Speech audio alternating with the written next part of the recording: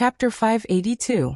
This was a high-class restaurant located on the outskirts of Xia City. It was located in a holiday villa under the banner of the Starry Sky Club.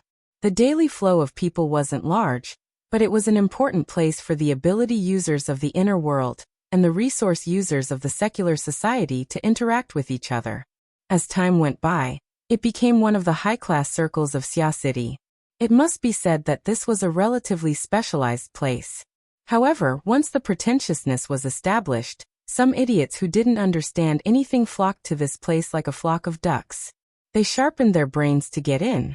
Under the tacit approval of the club's organizers, a considerable number of so-called outsiders came here to spend their money. This could more or less be considered a kind of cover. But at this time, when a quarter of the people in the restaurant stood up and addressed him as Teacher Luo to express their attitude, any cover would be useless.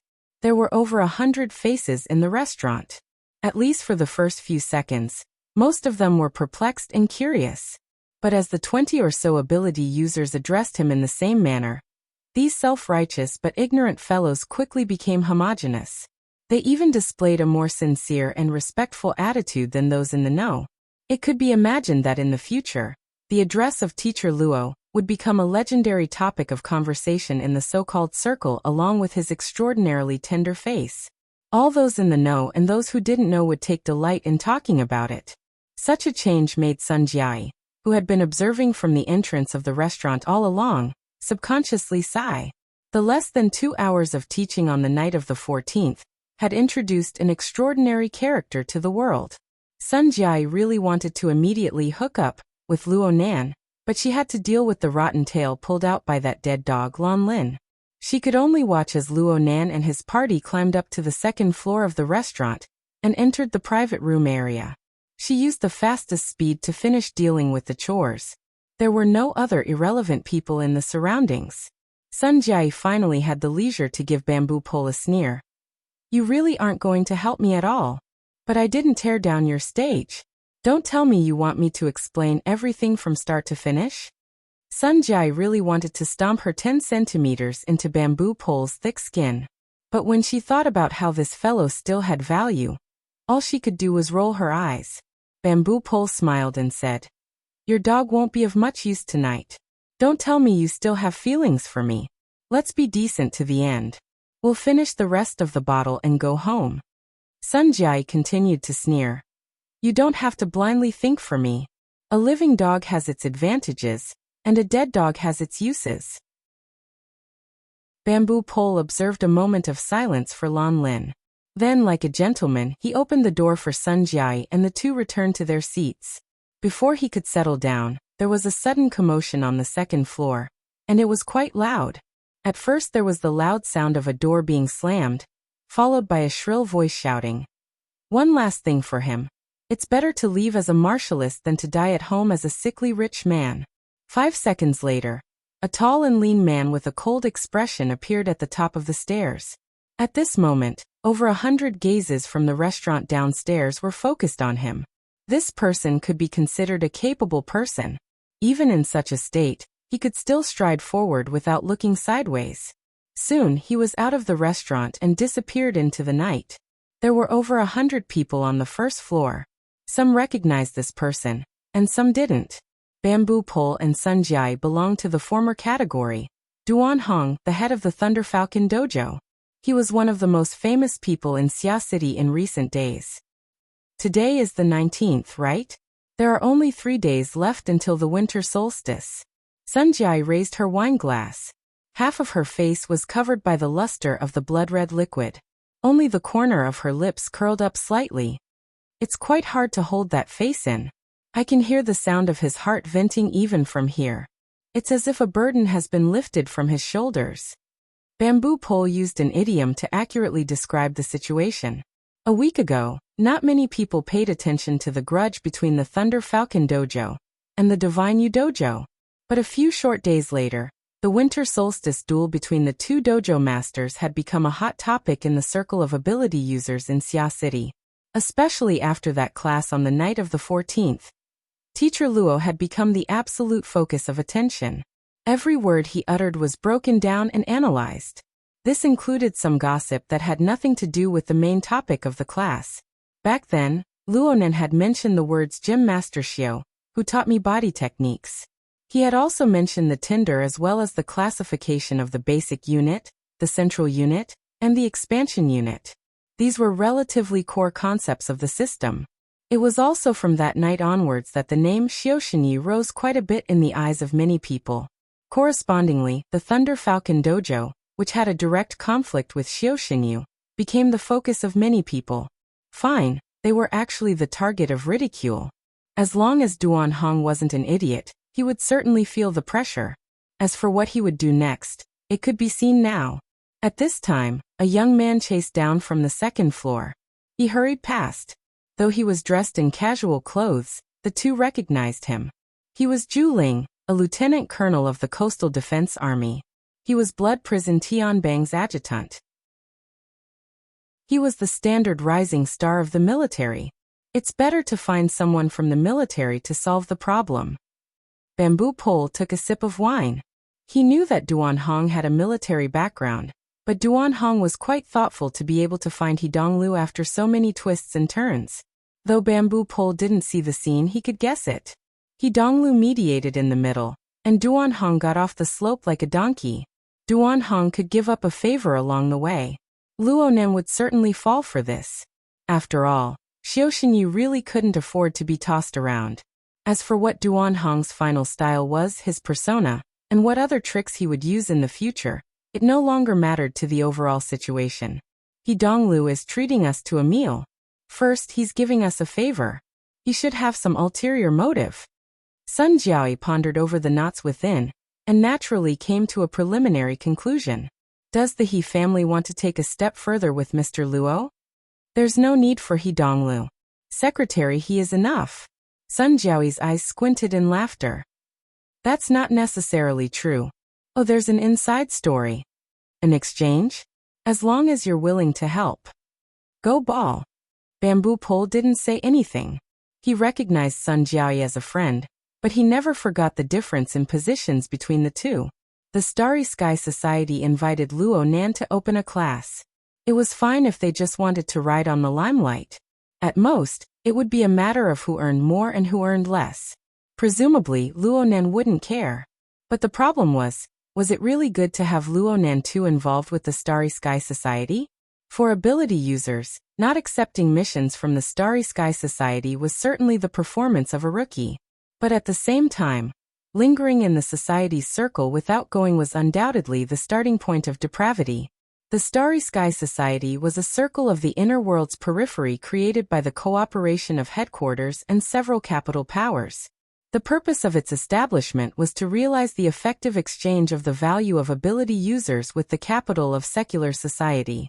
Since the issue of exchange of interests was involved, it was obviously a super fat piece of meat. Everyone wanted to take a bite out of it. As a result, within this society and its attached organization, there were all kinds of entanglements of interests and dark sides that people couldn't bear to look straight at. And the corresponding hundreds of stimulating temptations were the culmination of human society. Bamboo Pole believed himself to be a layman. He was far from being a moral gentleman, but he was an adult with many years of experience. He had his own sense of judgment. But what about Luo Nan? His terrifying worldview was basically set in stone. His outlook on life and values were still in the developing stage. Even if jade was not cut and polished, it would be useless. That was only true for a rock. If there was a giant fusion reactor in front of him, it would be better not to take the risk. Bamboo Pole swirled his wine glass. He looked relaxed, but he had erected a high defensive line in his heart. Sun Jiaoyi was also swirling her wine glass. Her eyebrows and eyes, beneath her exquisite makeup, seemed to cast shadows on Bamboo Pole's face through the swirling wine. It also seemed to drift to a place that was hard to reach. It couldn't be said that the two didn't have any appetite for the rest of the time, but most of their minds weren't on chatting. Another 10 minutes or so passed. Shi Wei, who had gone to help Clara settle down earlier, walked into the restaurant and headed to the second floor. Sun Jiaoyi looked at her watch. She used Shi Wei's ascension to the second floor as the starting point. She brought out the last of her patience, and waited for another 7 or 8 minutes. Finally, she stood up. "I'm going to say hello to Mr. Luo and the others. Do you want to come with me?" We agreed not to disturb each other. Sun Jiai's exquisitely sculpted eyebrows rose. They were like sharp blades that could chop down at any time. Bamboo Pole shrugged his shoulders, and the words that followed were cut short. Sun Jiai ascended to the private room area of the restaurant's second floor 90 seconds later. She had an extremely precise grasp of time. The hot appetizers were just served when she arrived at the entrance of the private room. She entered with the food server. There were very few people in the room. Aside from Duan Hong and Zhu Ling, who had just left, there were only Luo Nan, He Donglu and Shi Wei. However, no matter how much Sun Jiao thought about it, she still didn't expect to see such a scene when she pushed the door open and entered. Shi Wei was at the center of the scene in the private room. This beauty had already unbuttoned the cuffs of her shirt. She folded the sleeves up, revealing her white lotus-like arm. As a superstar, Shi Wei's body was first-rate in terms of talent and maintenance. Under the soft lighting, her arm was like a divine item carved out of white jade. Even though Sun Jiai was also a woman, her heart still rippled when she saw it. All right, Sun Jiai was a famous omnivore in the circle. Her gender was not restricted. Her heart was simply moved when she saw this scene. She even thought that she might add one more person to her prey list later. As for the hedonistic son of rich parents like He Donglu, she really didn't put him in her eyes. The problem was the position of Shi Wei's white jade arm. Wasn't it a bit inappropriate? That white jade arm was stretched out on the table. It was crooked yet not crooked. It was straight yet not straight. It was natural and alluring. The problem was that most of her wrist was grasped in the palm of Luo Nan's right hand. Luo Nan's other hand was like a ruler. He measured from wrist to elbow, and then to upper arm. Please, you're not a fashion designer. What's the point of poking and prodding with your finger? Sun Jiao's eyes were extremely sharp. She could see from the degree of creases on Shi Wei's clothes that this female star had already pulled out the hem of her shirt. If she were to straighten up right now, she might even be able to see a chunk of her belly. Describing such a scene as disheveled was not a problem at all. It didn't matter if this scene was seen by the food server, but it really wasn't appropriate for a famous supervisor to get involved. Chapter 583. He was really rash. This was the first thought that came to Sun Jiai's mind. If it were someone else, she wouldn't have made such a low-level mistake. With the standard of her spiritual senses, even if she didn't enter the room, she could still roughly grasp the situation in the room. But the problem was that the person she was facing now was an extraordinary genius who had just come up with the cage theory and guided 1,500 ability users and extraordinaries to battle for 300 rounds in the Abyss region. It was this genius who stated that the majority of mental senses were a conflict between violating and being violated. The winner would take it all, and the loser would die. No matter how much self-confidence Sun Jiao had, she could only be a violated character in a wrestling match on the mental plane. That was if Luo Nan was interested in her. Sun Jiao had never thought of investigating the situation inside the private room. Otherwise, she would only be asking to be humiliated. But Luo Nan, who always had a good reputation, actually did this sort of action. It was really unexpected. Fortunately, Sun Jiao had been on the battlefield for a long time, and had the ability to deal with it. Her expression didn't change at all. It was as if she was watching a very normal scene. She continued to speak according to the predetermined sentence. Mr. Luo, young master He, are the dishes today to your liking? He Donglu more or less knew a bit about Sun Jiao's background. He chuckled and said, not bad, not bad. Especially the appetizer at the front. It's quite creative. Sun Jiao's spiritual senses were useless, but the method of observing people that she had trained for many years was still effective. She could roughly judge the current mental state of the 3 people in the private room. The one who didn't care the most was He Donglu. The one who didn't need to pay attention to the most was Shi Wei. As for the most important one, well, he felt that it was a bit more complicated. Awkwardness was not awkwardness, and calmness was not calmness either.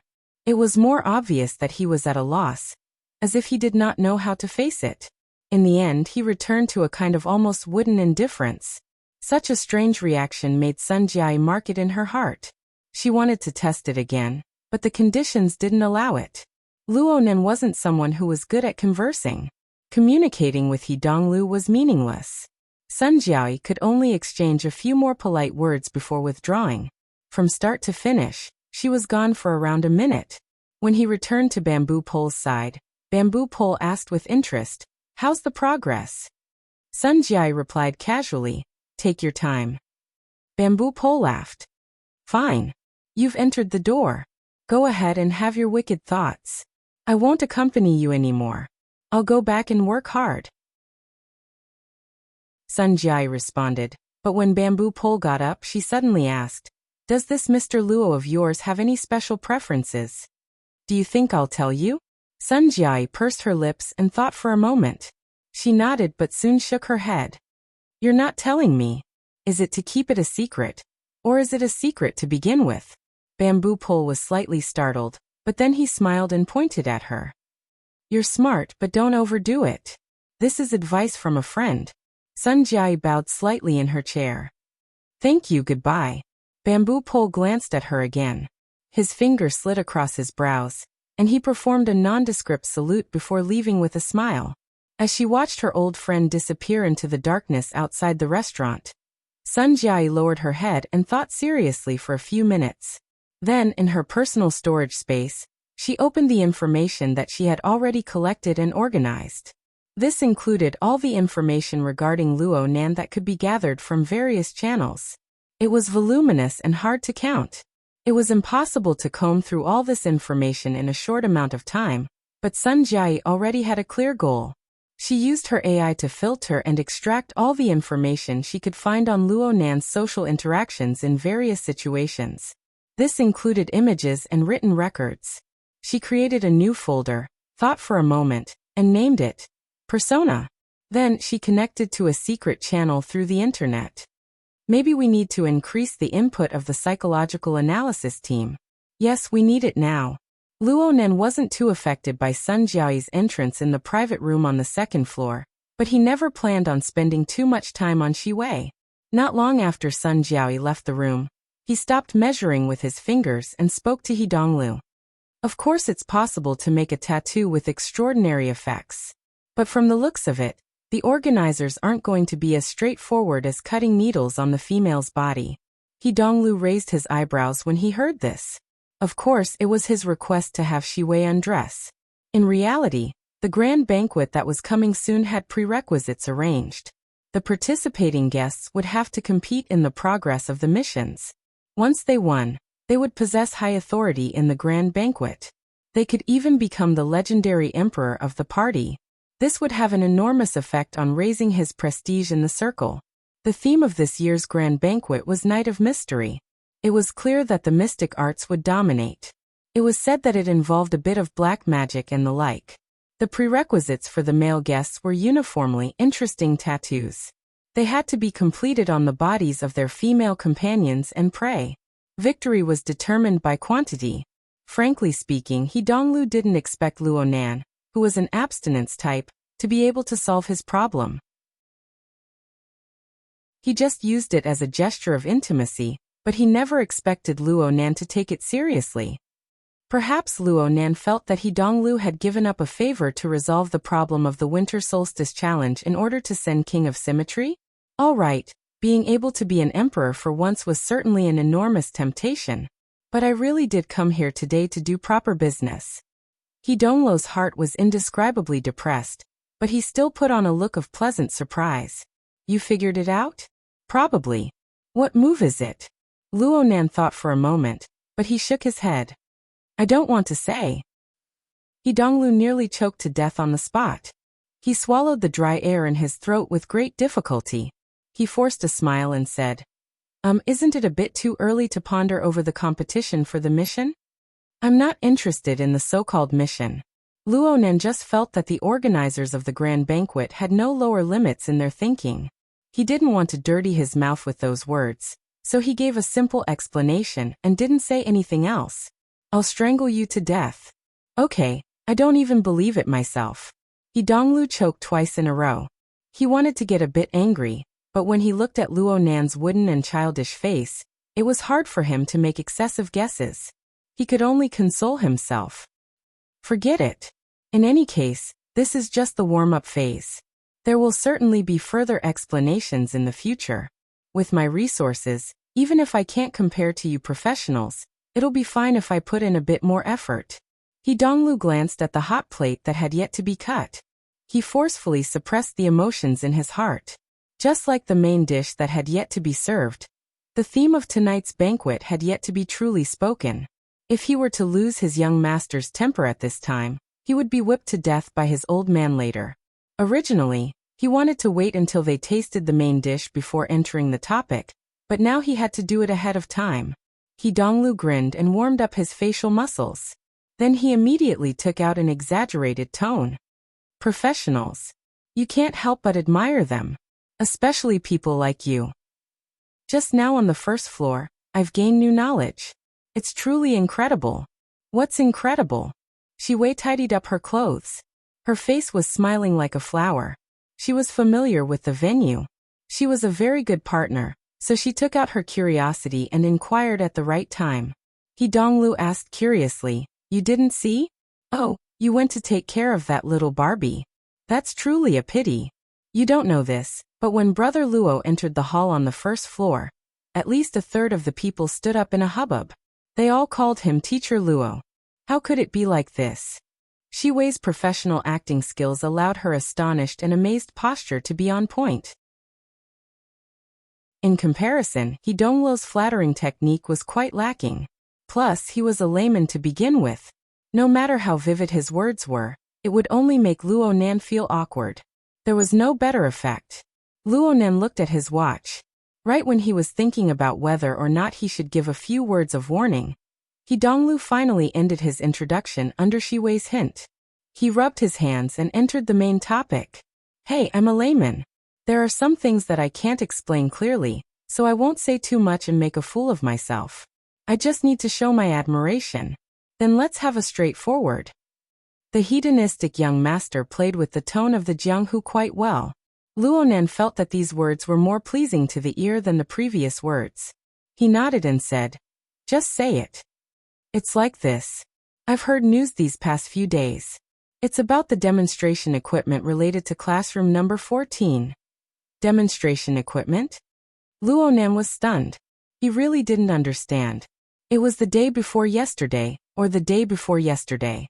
You made a few bracelets and distributed them. You said you were experimenting with the dynamo core. A certain person's mouth was full of layman's words, but Luo Nan understood the meaning. For the sake of He Yuan's face, Luo Nan simply corrected him. "That's not a demonstration equipment. It's not a dynamo core either. It's just a test product that simulates the effects of the dynamo core. It's similar to an integrated chip. It's a tool that coordinates the operation of the blood intent ring." He Donglu actually didn't understand, but he seized the opportunity to slap his thigh. "Oh right. It's this. It coordinates the blood intent ring. Speaking of which, brother, do you have any plans to mass-produce this toy?" Luo Nan went, "Oh." He repeated the positioning from before. "This is just a test product. If there's a market, then it's called a product." He Donglu wasn't good at this, but he was used to being a hedonistic young master. He really had a heroic spirit of his own. "Let's be frank. My family wishes to cooperate. Brother, you just need to nod your head, and we'll immediately sign the contract. If there's anything you're dissatisfied with, I'll pull my old man over to talk." Luo Nan responded unhurriedly. "I'm still researching the details. I've been making progress all this time. I've already explained the specifics to Sister Yuan." Cough. "Don't you find my sister's personality troublesome?" "Huh." Luo Nan shot a glance over, and He Donglu immediately put on a wide smile. "I'm saying that her status in the military and the society are already quite subtle. Adding us to the mix, it won't be easy to coordinate. Plus, with her personality, she always has to be within the framework. Isn't it good to be within the framework?" He Donglu nearly couldn't continue. Luckily, he remembered that this aspect was discussed in the rehearsal. he said. Efficiency.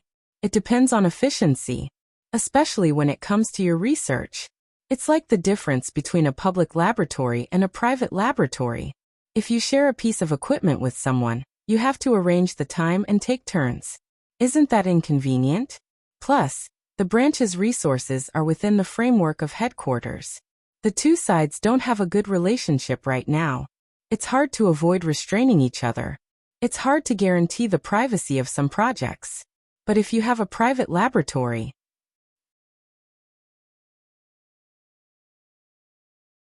Chapter 584. The jeep crushed through the night, speeding along the high-speed magnetic rails on the outskirts of Sia City. Clara was silent the entire way. She was also in a daze the entire way. She only came back to her senses a bit when she saw that they were about to meet the splendid lights of the city. This was due to Baiyu's message reminding her. Where are we? Don't turn around. It's freezing me to death. Baiyu's message was followed by an emoticon of teeth chattering and shivering inside an ice cube. Clara couldn't help pursing her lips into a smile. She looked at the night outside and used the virtual keyboard to reply. We've already entered the rooftop area.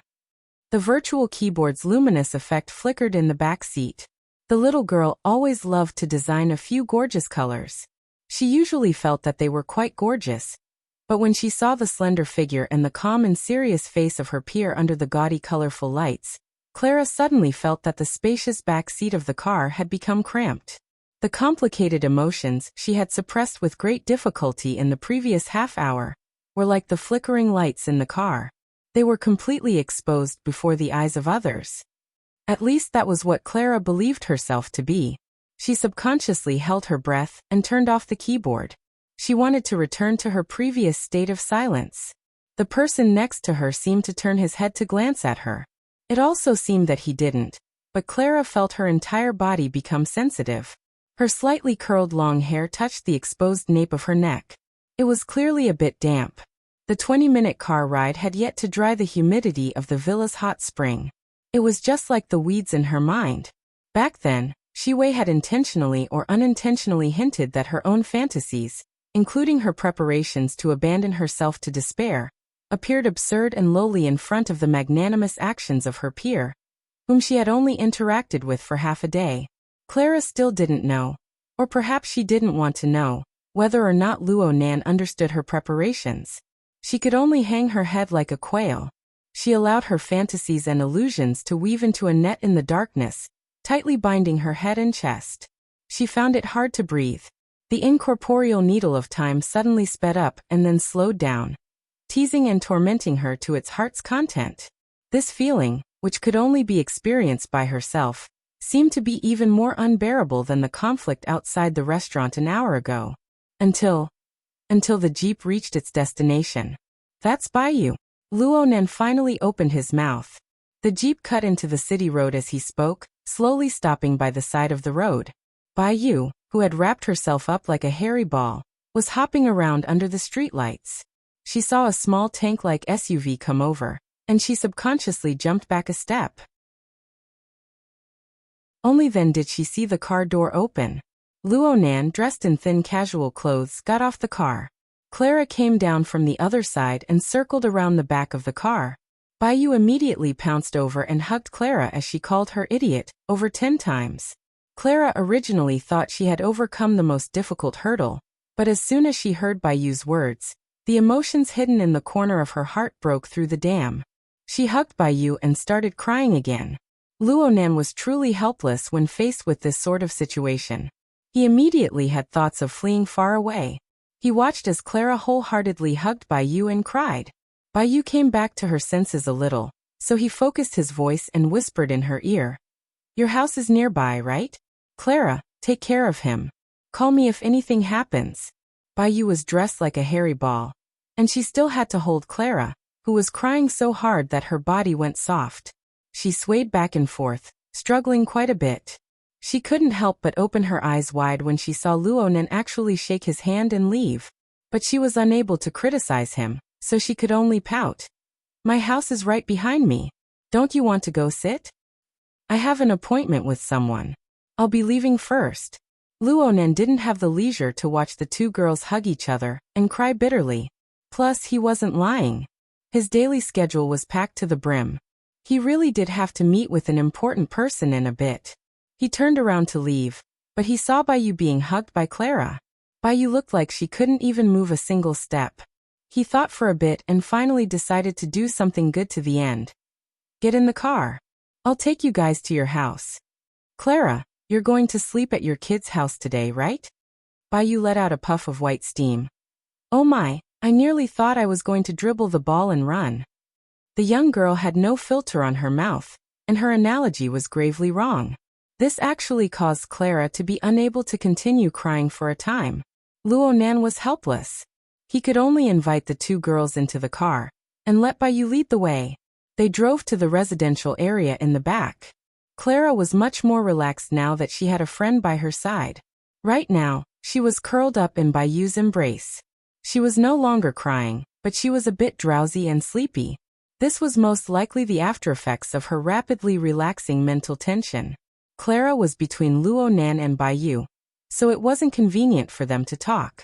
But after thinking for a bit, he took advantage of Clara curling up to indicate Baiyu to come closer. He reminded her in a low voice, "She's quite lucky.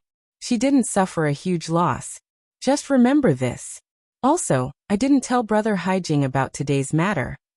Don't be happy too early." Luonan felt stifled when he saw Baiyu's relieved appearance. This girl didn't know how many people were tormented by this matter tonight. He coughed lightly. You guys need to pay attention. Xia City hasn't been peaceful lately. It seems like some sort of virus is spreading. My sister is also in this circle of yours. It really is very complicated. The more you make friends like this, the more cautious you need to be. Otherwise, you'll be caught off guard. I'll help you guys get in touch later. You guys can all go get your bodies checked. Baiyu's eyes widened once more when she heard the arrogance of his age and seniority. She hated that she couldn't open her mouth and bite a certain someone. But at this time, God's off-road vehicle accurately stopped outside of Baiyu's house. Luonan didn't give Baiyu a chance to speak. He drove the two girls out of the car and drove away. Behind him, Baiyu fiercely waved her fist at the taillights of the car. Luonan could only shrug and look at his watch. It wasn't even 9 o'clock in the evening. Their schedule was quite frugal. That's right. Ever since Dongluo's request for cooperation was rejected by him, the rest of the meal relied entirely on Shiwei's top-notch level of communication. Only then were they able to enjoy themselves to the fullest. The duration of this meal wouldn't be too long. It ended around 7:30 p.m. Then came the examination of Clara, and sending her off. Most of the time was spent on the road. Luonan sighed and rubbed his head. His thoughts weren't particularly smooth.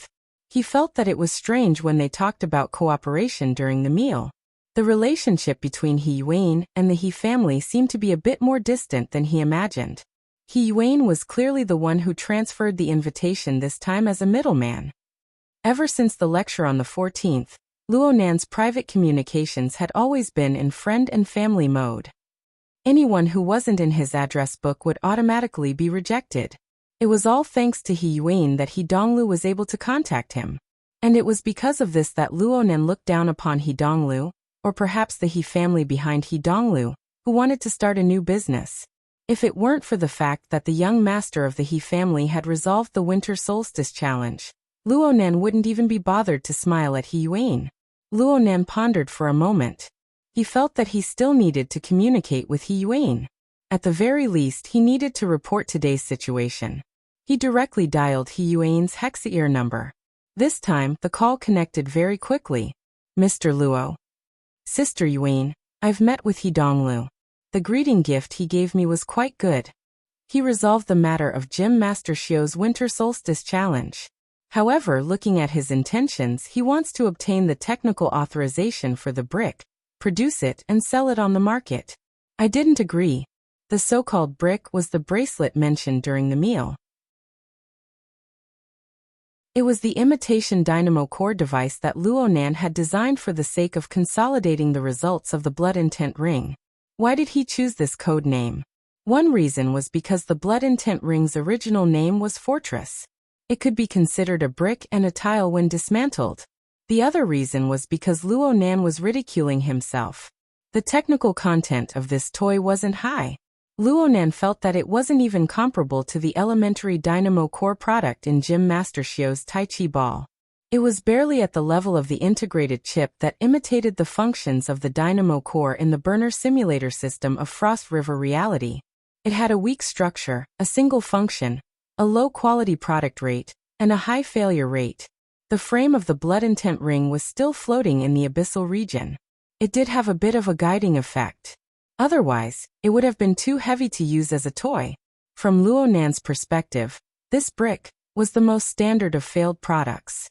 It had the backing of the virtual brain system. It had a detailed user manual as a foundation. He had copied and copied, but the first product he created was actually this toy. He himself was ashamed to the point of being flustered, let alone others. So when Donglu brought up the matter of cooperation with this thing, Luo Nan felt that it was a slap in the face from his perspective. Even if He Yuan wasn't there to separate them, he would still pass it in the first instant. He Yuan did not inquire about the reason or the details regarding Luo Nan's decision. This was her special quality that made people feel comfortable. She absolutely wouldn't waste her breath on things that had already happened. She just used the most practical angle to cut in and seek a more appropriate solution. Donglu is just expressing his attitude. There's no harm in refusing. It won't affect the He family's overall attitude. I remember Mr. saying that you wish to further perfect the design of the brick. If the current research and development conditions provided by the branch are able to satisfy your needs, then there's no need to be in a hurry to deliver the results. We can avoid being distracted. Luo Nan felt that He Yuan had spoken to the bottom of his heart. With 2 hours of dinner time tonight, he could do anything. Of course he could cut off the winter solstice challenge. This bit of price was worth it. Luo Nan naturally had to express his gratitude. In any case, I will certainly be indebted to you for helping me resolve Gym Master Xiu's troubles. I've spoken to He Donglu.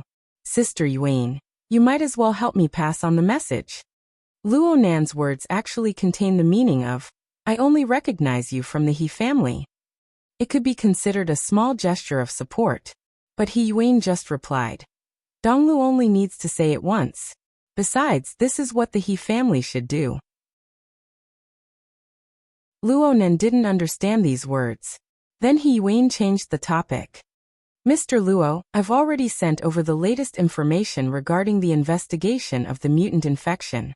It mentions that although Lan Lin is a carrier of the virus, the relevant departments have already made him harmless after the incident at the Municipal Plaza on the 17th of last month. We can basically eliminate the possibility of him becoming a source of transmission again.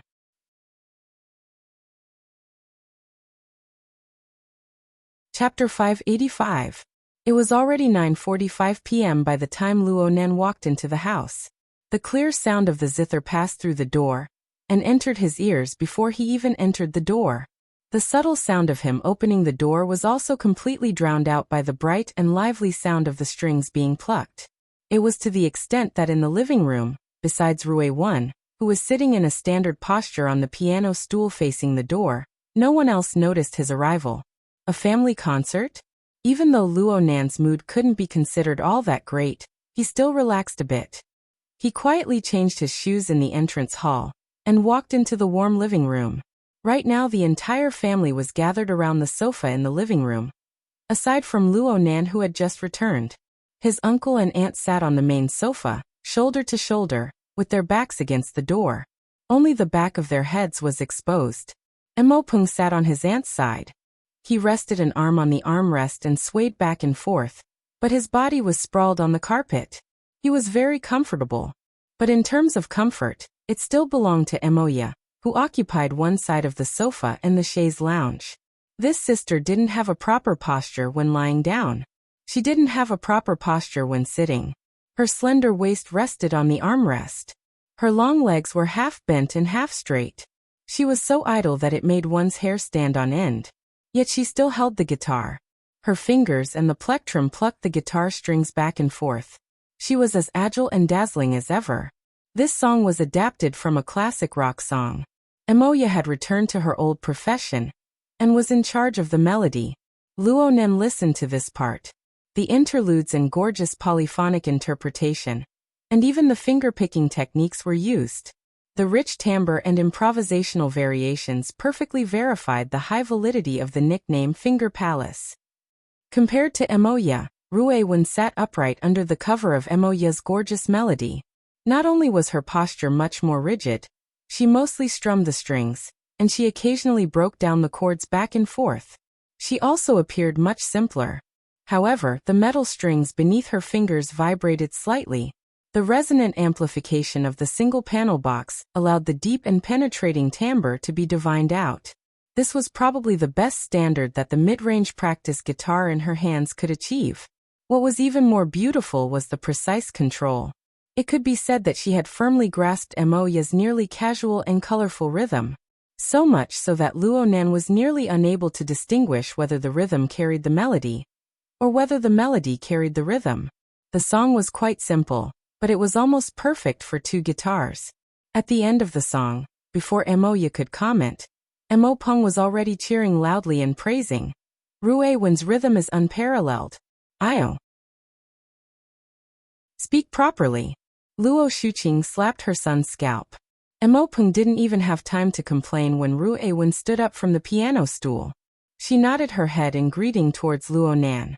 Only now did the others see Luo Nan enter the door. Luo Shuqing also stood up. She looked up at her watch and frowned. It's almost 10 o'clock. You've been wandering outside all day. How did you learn from Emo Peng? Mom.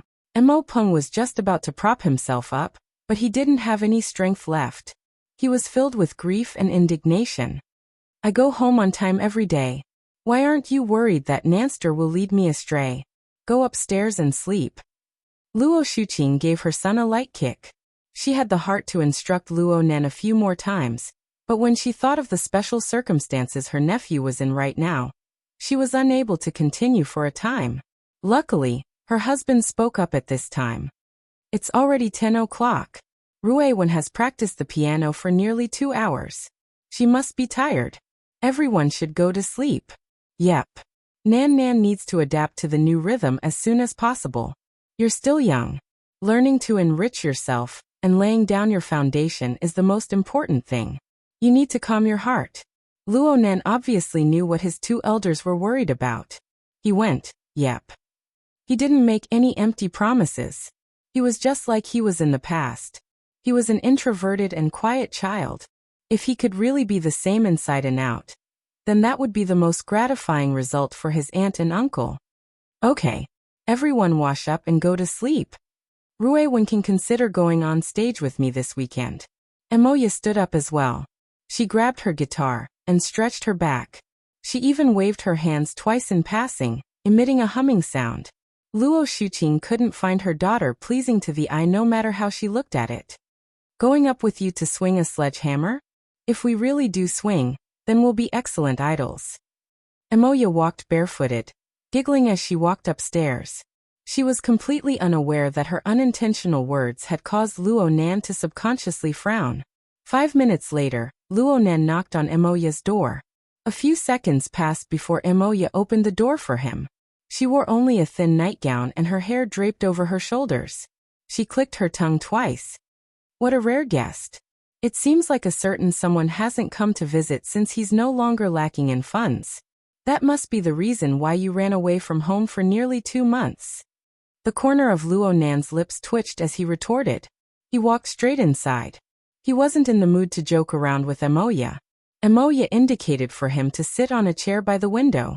She sat on the edge of the bed with her legs bent. She casually fiddled with her hair. What's wrong? You look like you're suffering from a deep hatred. Did you hear some annoying news from your circle? You could say that. It was easy to talk with smart people. Plus, Luo Nan didn't have any misgivings about many things since he exposed a few of his true circumstances. He didn't need to beat around the bush. My circle is fine. But it's best to be a bit more careful when you're in your circle. There's news that there, to be exact, in your company, there's at least one, maybe many virus carriers. HIV. It's even worse than that. Luonan extended his hand and gestured at Emoya's head. Something that can grow horns on your head, cover your body in scales, and grow a tail on your butt. Emoya was stupefied. Then she reacted. Mutant? In this era, the threat that mutants could bring about, from reality to rumors, were all sorts of assaults that disturbed people's thoughts. Emoya's reaction wasn't out of the ordinary. Luonan recalled the information he had just obtained from the branch's data. He felt that it was useless to talk about these things too much. It was most important to let Emoya clearly understand where the source of danger was. Your company has already confirmed that the infected and carrier is Ji Qiong. Of course, she's already under control. There's also a suspected case right now. We're currently tracking and controlling it. Yeah. It's that excellent idol Lan Lin. Ji Qiong? Lan Lin. Emoya pondered for a moment. A smile rippled from the corner of her lips. I have a rough idea. It seems that this virus is transmitted through sexual channels? Couldn't women be a bit more reserved these days? Luonan choked for a moment. He was a bit speechless towards Emoya's sensitivity, but he still had to say what needed to be said. It's basically like this. But we can't eliminate the possibility of other routes of transmission. I'm mainly worried about your band. They don't pay attention to their private lives. According to our intelligence, Electro-Harpies has been quite active recently.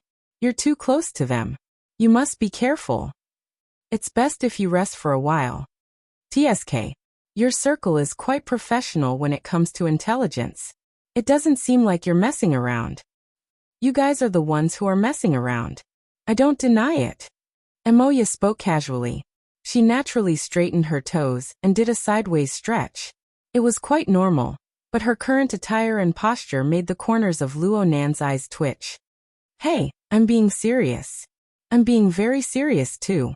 You want me to be careful and keep my distance. You want me to call for help if I encounter any problems. I want to be a bit less active recently. Isn't that all? Also do a body check. Luonan sent an address to Emoya. Make a trip here. Investigate the risks, just in case. You've thought quite thoroughly. A scholar who hasn't seen for 3 days has a whole new level of respect for you. Emoya returned to her cross-legged sitting position. Her body leaned forward slightly. Then how did you think about the matter with Ruewan? Ruewan. Luonan couldn't turn his train of thought for a time. What's wrong with Ruewan? You arranged Ruewan's grade in class.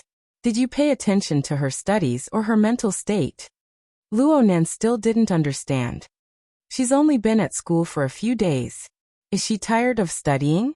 Luonan spent all day with Ruewan at Acumen College. He didn't discover anything abnormal. He didn't believe that anyone could discover any changes in Ruewan's mental state. The smile on Emoya's face faded. I want to ask. How can a child with only 3 to 4 years of memories keep up with the 7th grade curriculum? Luonan opened his mouth to speak, but he was unable to make a sound for a time. That's right. He knew that Ruewan's relatively clear life memories were only about 3 years. At most, it wouldn't exceed 5 years. And within that time, the laboratory and the fighting arena made up nearly all of her elements. Of course this was abnormal. But Luonan knew that Quantum Corporation had installed special equipment in Ruewan's brain when he rescued her from Jack's hands. It was used to control accidents. Under these circumstances, modifying and erasing memories wasn't something hard to understand. The relevant research of the Xia City branch also showed that it was practically impossible to form a complete personality with 3 to 5 years of memories. So there was reason to suspect that Ruewan should have possessed a relatively mature behavior pattern early on. It was just that the relevant memories were all erased by Quantum Corporation. Ruewan's current situation was formed on this basis. With Quantum Corporation's methods, the only way to find out about Ruewan's past situation was to flip through their database. But there was already a slim chance of completely recovering her past memories. It was useless to tell Emoya too much about this complicated matter. Emoya's focus wasn't on this. She only has 3 to 4 years of memories, and she only has the ones from the underground fighting arena. This means that Ruewan's learning foundation is practically zero. Even though she's very smart, It would be very difficult for her to catch up in a short amount of time. What's more, everyone can see that her energy and interest aren't on this. Luo Nan could only admit it. That's right. I don't really understand the situation in your circle. I can only ask you. Do you think she'll be able to live a normal life in another 10 years with the current trend? What I mean is that she'll have a normal social circle. She'll become a complete person in society. She won't just live on a certain side. Why do I feel like you're talking about her being a gangster? Though Luo Nan said this, he felt quite diffident in his heart. Rui Wen's current abilities were more than enough to live on. But if she were to live freely in society with a complete personality, Luo Nan couldn't imagine such a scene for the time being.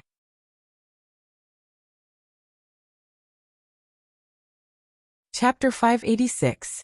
Luo Nan came out from Emoya's room. His eyebrows were locked. He had originally come to warn Emoya. He never thought that he would end up with a head full of thoughts. He understood Emoya's intentions. This sister saw Rui Wen's talent in music and wanted to bring this little girl into the profession. Luo Nan had to admit that Emoya had a good eye. The essence of music was organized sounds. Any sound could be summed up as the vibration of an object. And Rui Wen's body and soul were mixed together. Inside and outside were one. This was the highest form of vibration that Luo Nan could currently recognize. This realm of using simplicity to control complexity was indeed a talent that no one could reach when used in the path of music. The technical discussion could be discussed later. Luo Nan was thinking that rather than letting Rui Wen painstakingly catch up to her peers and forcefully assimilate into normal society, it would be better to display her strong points and put on a layer of disguise in the normal world. Rui Wen was still young. He could wait and let her decide for herself. But he thought a bit more. With Rui Wen's temperament, she might not be able to express her thoughts clearly even if she had them. Preparing for a rainy day wasn't wrong. Luo Nan thought too much. His mind was a bit muddled. Legally, Mo Haiheng and Luo Shuqing were Rui Wen's guardians. But in reality, Luo Nan was the one who truly needed to bear the responsibility. Any decision he made could affect Rui Wen's entire life. This was real pressure, and there was no outlet for it. Perhaps only by watching Rui Wen slowly form her ideal appearance would he have the chance to breathe a sigh of relief. Luo Nan walked toward his own room. He had just taken 2 steps when he subconsciously turned his head. He saw that the door to the small room on the west side of the 2nd floor was closed. He hesitated for a moment, but he still walked over. He hesitated in front of the door for half a second.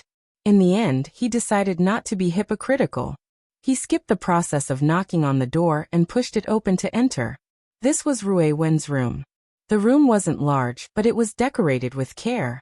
It was mainly a warm and simple beige color, probably to neutralize Rui Wen's cold colors. This was the handiwork of his aunt and Moya. There was no one in the room right now, but Luo Nan didn't find it strange. He continued to walk inside. The biggest reason he chose this room for Rui Wen was that there was a small, open balcony on the west side of the 2nd floor. Rui Wen was on the balcony right now. Luo Nan entered the balcony. The first thing he saw wasn't Rui Wen, but Ink, the enormous bald crow. It hooked its claws on the edge of the balcony railing and spread its wings, making a rustling sound. It had been a long time since this guy took medicine, but under the nourishment of the closed production line, its body grew larger and larger. Its claws and wings were powerful, and its feathers were glowing. If it wasn't for its short and blunt beak, people would believe that it was an eagle when it spread its wings and flew. Yes, this small balcony of about 4 to 5 square meters was Ink's new residence, and it was the most convenient place for Rui Wen to hook up with it. Beyond Ink's half-spread wings, a crescent moon hung in the western horizon, casting down dim light that decorated this dark domain. Looking further down, he saw Rui Wen. Under Ink's wings, the girl leaned against the railing of the balcony and sat on the ground with her legs bent. Just like Emoya, she wore a thin shirt that exposed her calves and bare feet. The cold of the winter night had no effect on her. Rui Wen's eyes were closed, and she still held the practice zither in her bosom. She casually plucked the strings, and the soft and cool melody of a single note was like a breeze in the night. It brushed across Luo Nan's face, causing a wave of subtle tremors to rise on his skin. But when he carefully experienced it, it was like the rippling ripples of a river. It was so clear that the bottom could be seen, but there was a vacant emptiness within. Luonan could sense the regular deformations of the vibrational waves of the metal strings as they penetrated through the texture of the zitherboard.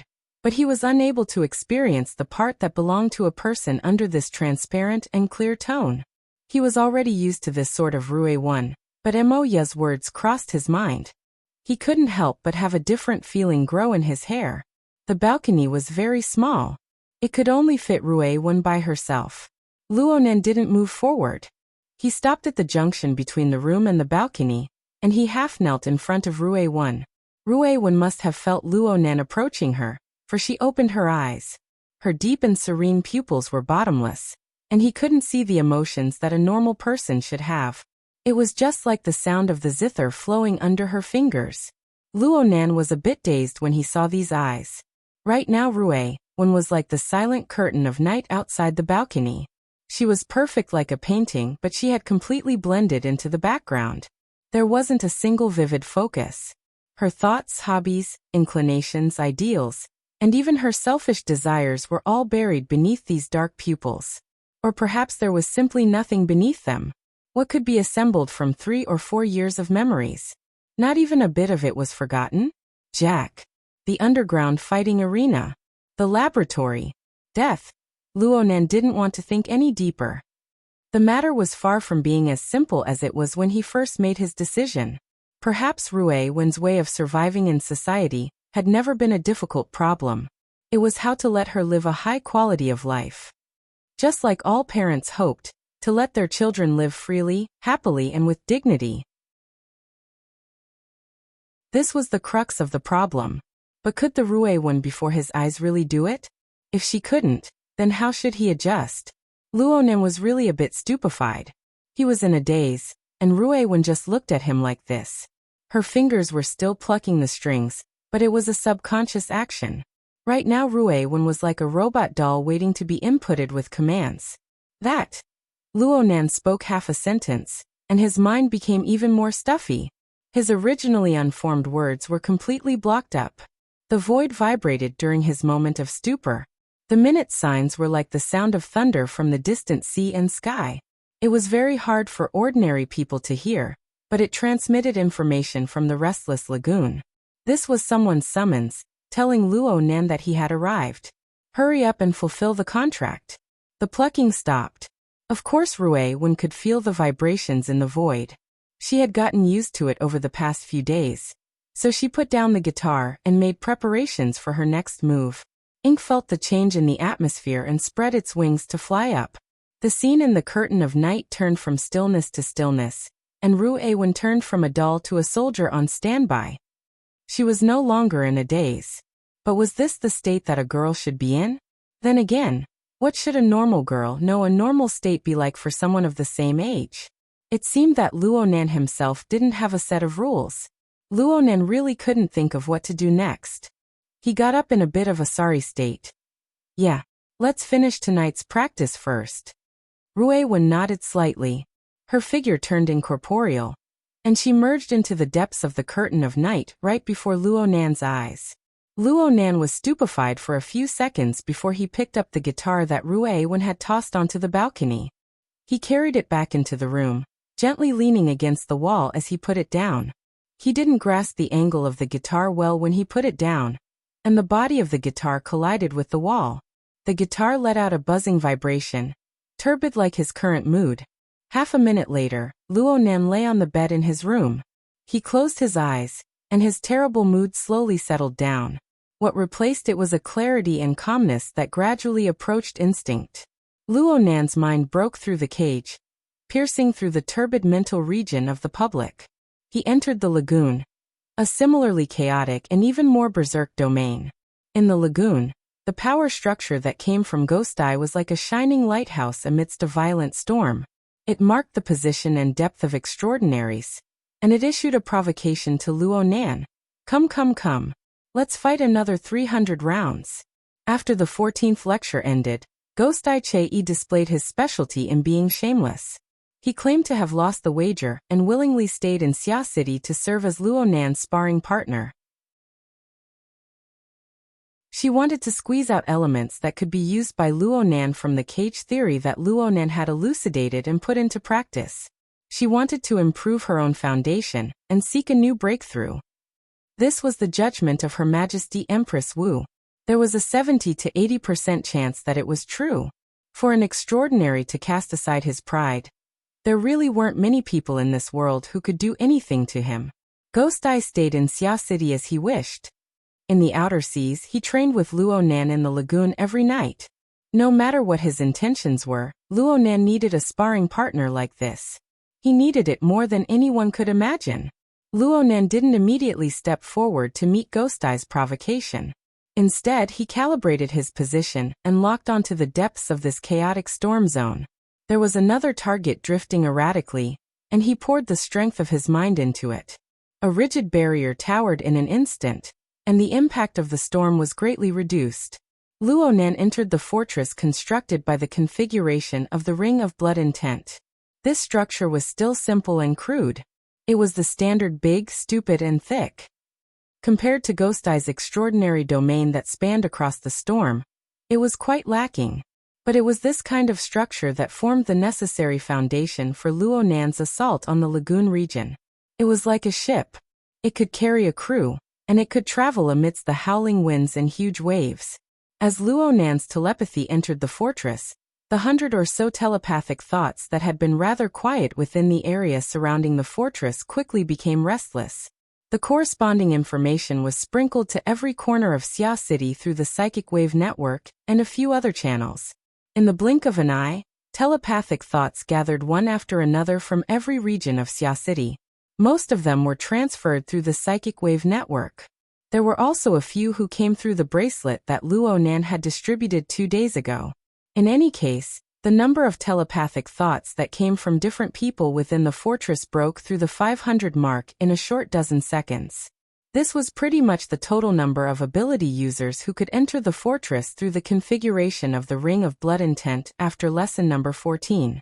Due to the pressure of the lagoon region's storm, and the limitations of the extremely simple configuration, a considerable portion of ability users had their consciousness in a half-muddled state after entering the fortress.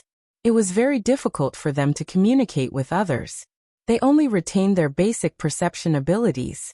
Only a few B-rank mental users, such as Gao Meng and Bamboo Pole, could maintain the flow of telepathic thoughts to communicate. But no one was chatting with Luo Nan at this time. For the 500 ability users within the fortress, every second in the lagoon region was incomparably precious. And Luo Nan and Ghost Eye's attack drill was a carnival that belonged only to them. That's right. This was a carnival. Luo Nan borrowed the strength of the fortress to blast Ghost Eye with his first shot. He pushed against the energy turbulence of the lagoon region, transmitting the destructive shock several dozen kilometers away.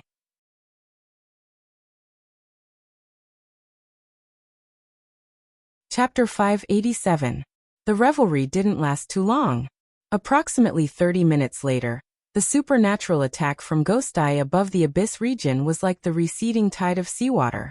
It receded layer by layer until it was far beyond the limits of human perception. At the same time, Luo Nan, who was leading the operation of the fort, had his spirited aura vanish into the void. It was indistinct and undetectable. The evening demonstration ended here. Some of the ability users within the fort withdrew their consciousnesses. Some wanted to stay for a while longer. It was fine even if they just wanted to experience the feeling of the abyss region. As for the latter, they only needed around 100 people to barely support the fort. If they had less than this number, they could only go back to their homes and find their own mothers. Speaking of which, the standard of 100 people was nothing. For the ability users who were fortunate enough to participate in this matter, most of them were able to experience the magnificence of the abyss region in advance with a C-rank standard. They could ponder over the marvels of their own domain. Such a good thing was something they didn't even dare to dream of 5 days ago. It was only within the boundaries of Xia City that Teacher Luo was keeping watch. It was only because of the incomparably marvelous Ring of Blood that they were able to construct this fort, that they had this opportunity. At this very moment, the ability users of the Xia City branch, of course, were the lucky ones who participated in number 14 Luonan's lecture. They were the targets of envy, jealousy, and gnashing of teeth from the entire world. Just this sense of superiority was enough to bestow them with powerful motivation. Even though Luonan's bracelet had yet to be popularized, the cost of using the SVIP model of the psychic wave network was not cheap. The ability users of Xia City still relied on their surging enthusiasm to continue the operation of the fort until the latter half of the night. Only when most people were exhausted of energy and were forcefully kicked out of the psychic wave network did the fort stop. Early in the morning, the cold air and the morning mist of the seaside mingled together and swept through the city. The neon lights of the business district still illuminated the city's sky. A certain person who persisted to the end left a message on the forums of headquarters. I pulled an all-nighter in the fort again. I'm so tired. Then he fell into a sweet dream amidst the howls of Kil Xiachue that filled the mountains and plains. He had no reaction to the sound of cars that gradually grew denser outside the window. A commercial vehicle that had been parked in the residential district for half the night started up and slowly drove out. The car itself was very ordinary, but the interior of the car was completely modified according to the layout of a high-end business car. She just replayed the surveillance image over and over, all the way until the car passed through the city and arrived at a shipyard on the eastern coast of Xia City. This shipyard was the property of Xia City's City Defense Army. There was a sentry every few steps. The security was tight. But when Madame Halder's business car drove out of the security zone, there were already military guides waiting for them. They brought them into the factory. The road was green, and they passed unimpeded. Inla sighed in her heart. The Blood Flame Order had always maintained a relatively close cooperative relationship with the military. Even though Tianbang had relied on the resources of Team AB and the field army to catch them unprepared, the Order's deep-rooted network of relationships in Xia City for dozens of years had not completely collapsed. However, this network of relationships was like a rootless duckweed. Even a high-level member of the Order like Inla found it hard to accurately estimate how much longer it could last. The car drove all the way to a certain shipyard by the sea. This was originally a spare factory for assembling coastal warships. Most of the equipment here had already been discontinued. They only borrowed the special environment of the shipyard to store a special creation that was hauled back from the sea. Madame Halder and Inla got out of the car one after another. They only needed to raise their eyes to see the ash-gray hill floating in the sea below the shipyard. This hill was 15 meters high above the water's surface. Its complete volume was enormous, and its main structure was pieced together from all sorts of skeletal fragments. These bones were mostly fish bones, but they were abnormally tough. It was clear that they were the remains of a mutant. The method of piecing them together was very crude. Sharp spikes could be seen everywhere. If someone were to bump into it, there was a high chance that they would be pierced through by 10,000 arrows. This hill was the most obvious trace of the sea region where Jin Tong had either disappeared or died half a month ago. It was still a ghastly white in the video data. As time passed, the bones continued to change color. But in any case, it looked rather strange and frightening. Inla had just sized it up a few times when someone called her. She swept her eyes over the number and immediately took 2 quick steps forward. She moved closer to Madame Halder's ear and said, "Sky General Entertainment. They're most likely here to discuss an acquisition." Madame Halder stared at the hill of bones. She simply waved her hand and walked forward. Inlu understood. She stopped where she was and spoke a few words with Madame Halder. After all, this wasn't a good time to negotiate. She simply set an appointment and hung up the phone. When she turned her head to look, Madame Halder was already being led by a military guide onto the workbench of the shipyard. She turned to the other side of the hill of bones. Inla sped up, wanting to catch up to Madame Halder. But as soon as she stepped onto the workbench and turned a corner, she saw a rather familiar skinny face. That person happened to be blocking Madame Halder's path, and was smiling as he spoke. When Inla came over, his eyes lit up when he saw her dressed like an office lady. He winked at her and said, "Oh my, your order is always shouting about fighting and killing, but you never lack beauties. This person isn't inferior to you back then." Inlu opened her mouth, but a breath was stuck in her throat. She almost couldn't make a sound. It wasn't easy for her to catch her breath. She couldn't care about anything else. She immediately closed her legs and bowed. Lord Ghost Eye, why do you say I'm interested in meeting your order? That's a really cool way to address you. Ghost Eye was wearing a loose casual outfit and a pair of sneakers. He looked like an old morning jogger. He had a smile on his face and didn't look the slightest bit dignified as an extraordinary. But Inlu, who was right next to him, had a layer of cold sweat on her back. She had discussed with the military about a secret visit, but she just had to run into an extraordinary. Was this an accident, or was it something else? Compared to the uncouth Ghost Eye, Madame Halder was wearing a light gray retro windbreaker, a pair of goatskin gloves, and a silk scarf around her neck. She looked like a strong woman inspecting her own business, and she was indeed calm. Brother Che, you worked hard last night, and came ashore early in the morning. Why are you here? Oh my, are you trying to make me do my best? Ghost Eye was still as uncouth as ever. He laughed and said, I'm just joking. I'm just joking. Actually, I've been restraining myself lately. It's just that my neck has been cold. It's not very comfortable, so I decided to take advantage of the fresh air in the morning and go for a stroll. You don't believe me? If you don't believe me, you can come over and touch it. Ghost Eye's words were already quite unreliable, but Madame Halder actually took off her goatskin gloves and touched Ghost Eye's neck. She had a faint smile on her face. Your skin is warm. You don't feel too cold, or perhaps your meridians are blocked. Ghost Eye snorted. You're a Western woman with a high nose and deep eyes. Why are you talking to me about meridians? It's not that kind of feeling. It's like a blade being pressed against the back of my head. It's cold and sinister. TSK. It's not as comfortable as your little hand. Madame Halder ignored Ghost Eye's last words. She withdrew her hand and put on her gloves once more. She played down the situation and said, a blade pressed against the back of my neck. A murderous aura. Xia City has a free sparring partner like you. It's simply a business without any capital. Is there anyone who's dissatisfied with you?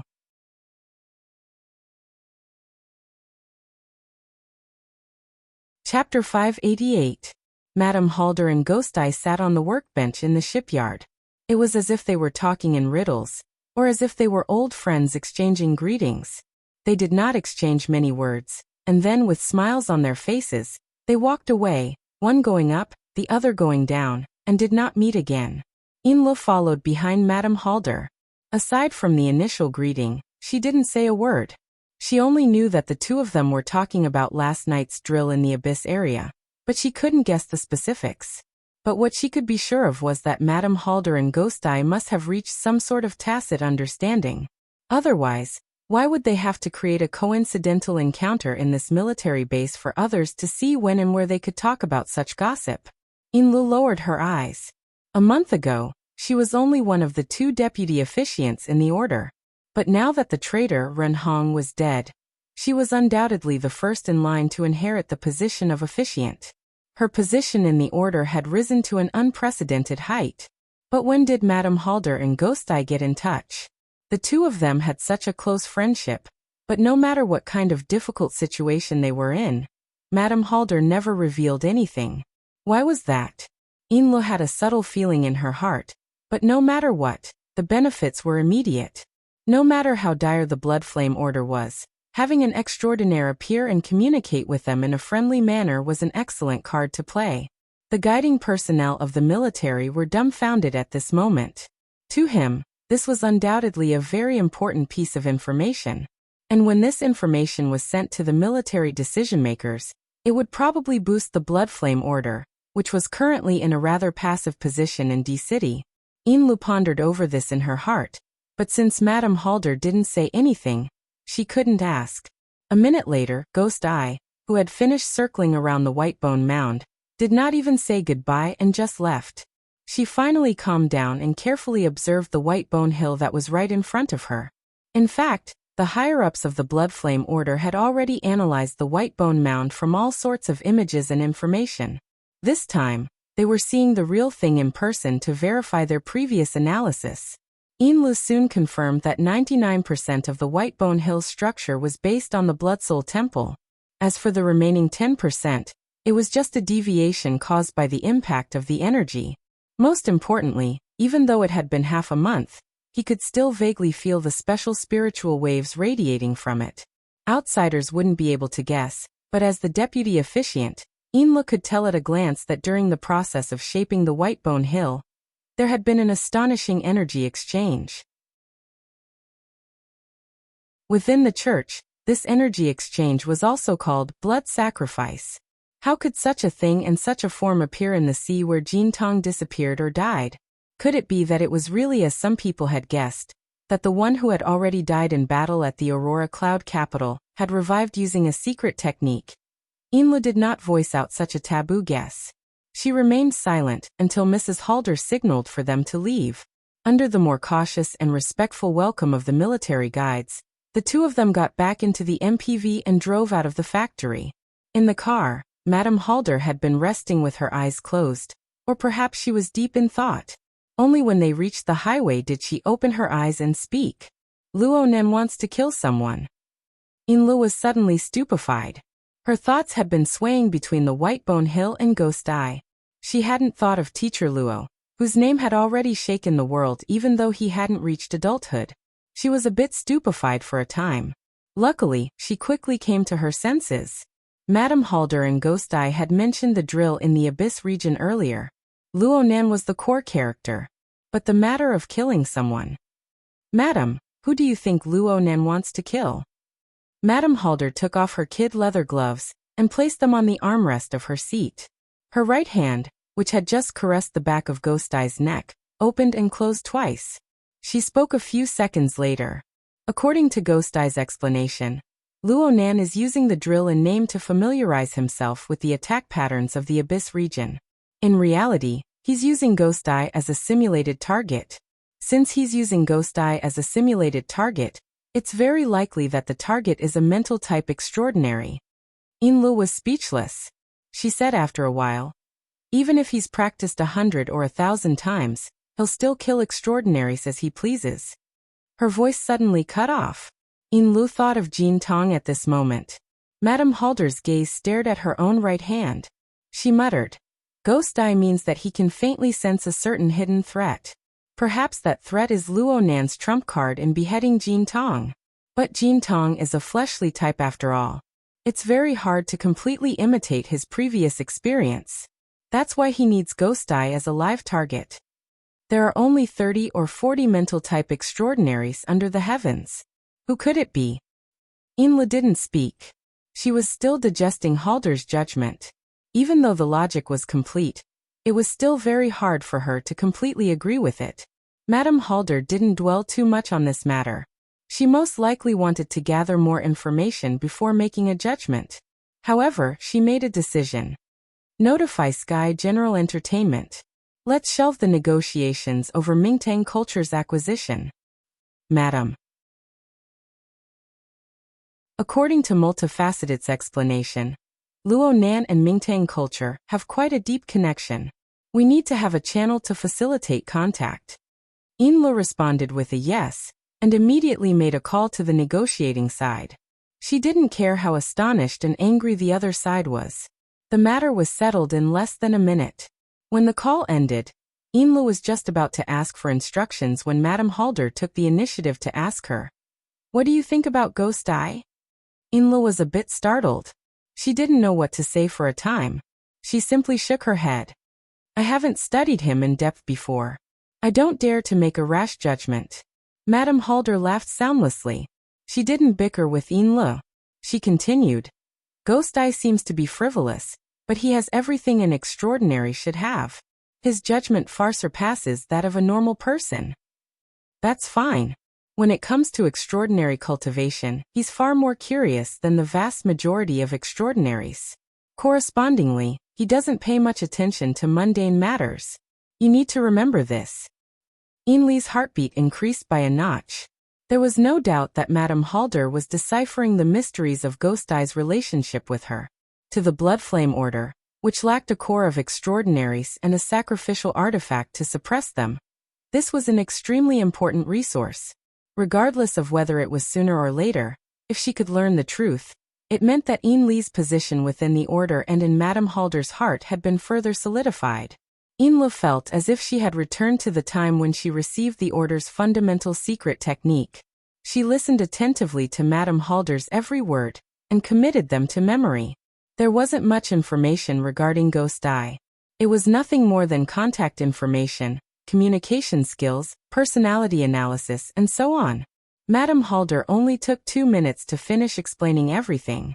In the end, she sighed with emotion. Ghost Eye is the kind of person whose curiosity is greater than his ambition. He likes to meddle in other people's business and care about old relationships. Out of all the extraordinaries, he's practically the most suitable to befriend and rely on. It's just that the more favors are used, the thinner they are. In recent years, I've needed him, but he hasn't needed me. Our friendship of 20 years can only withstand 2 or 3 troubles. If it goes any further, it'll most likely not last. Lu consoled.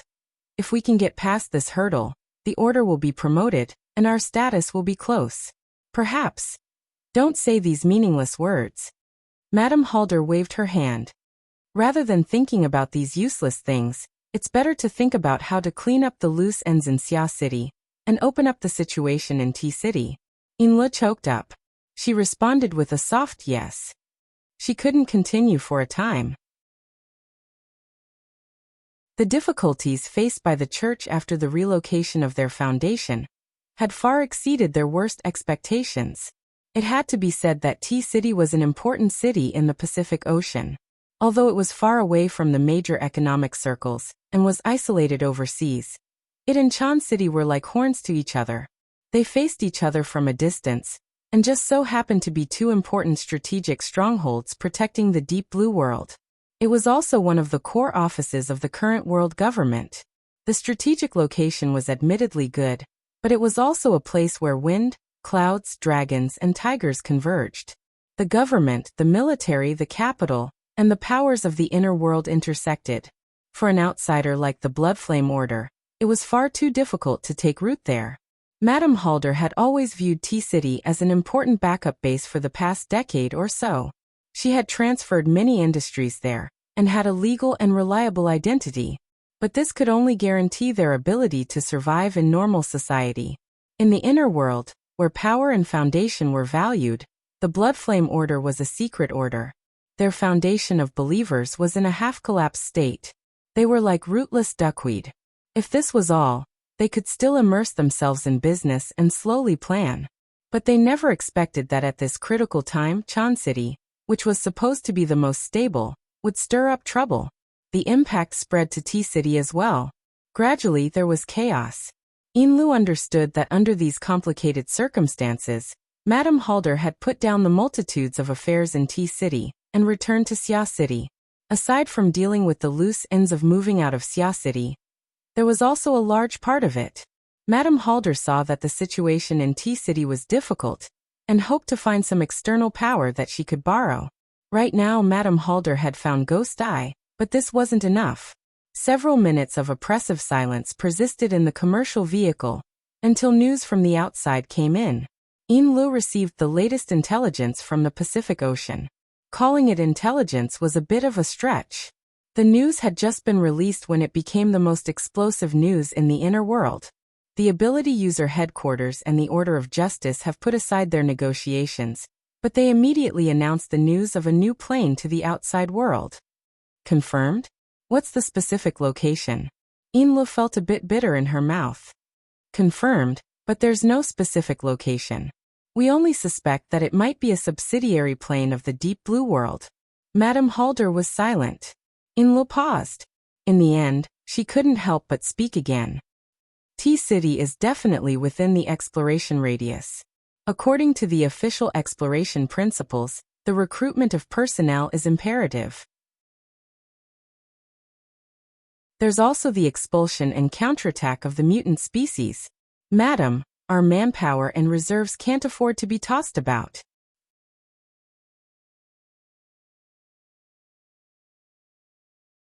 Chapter 589.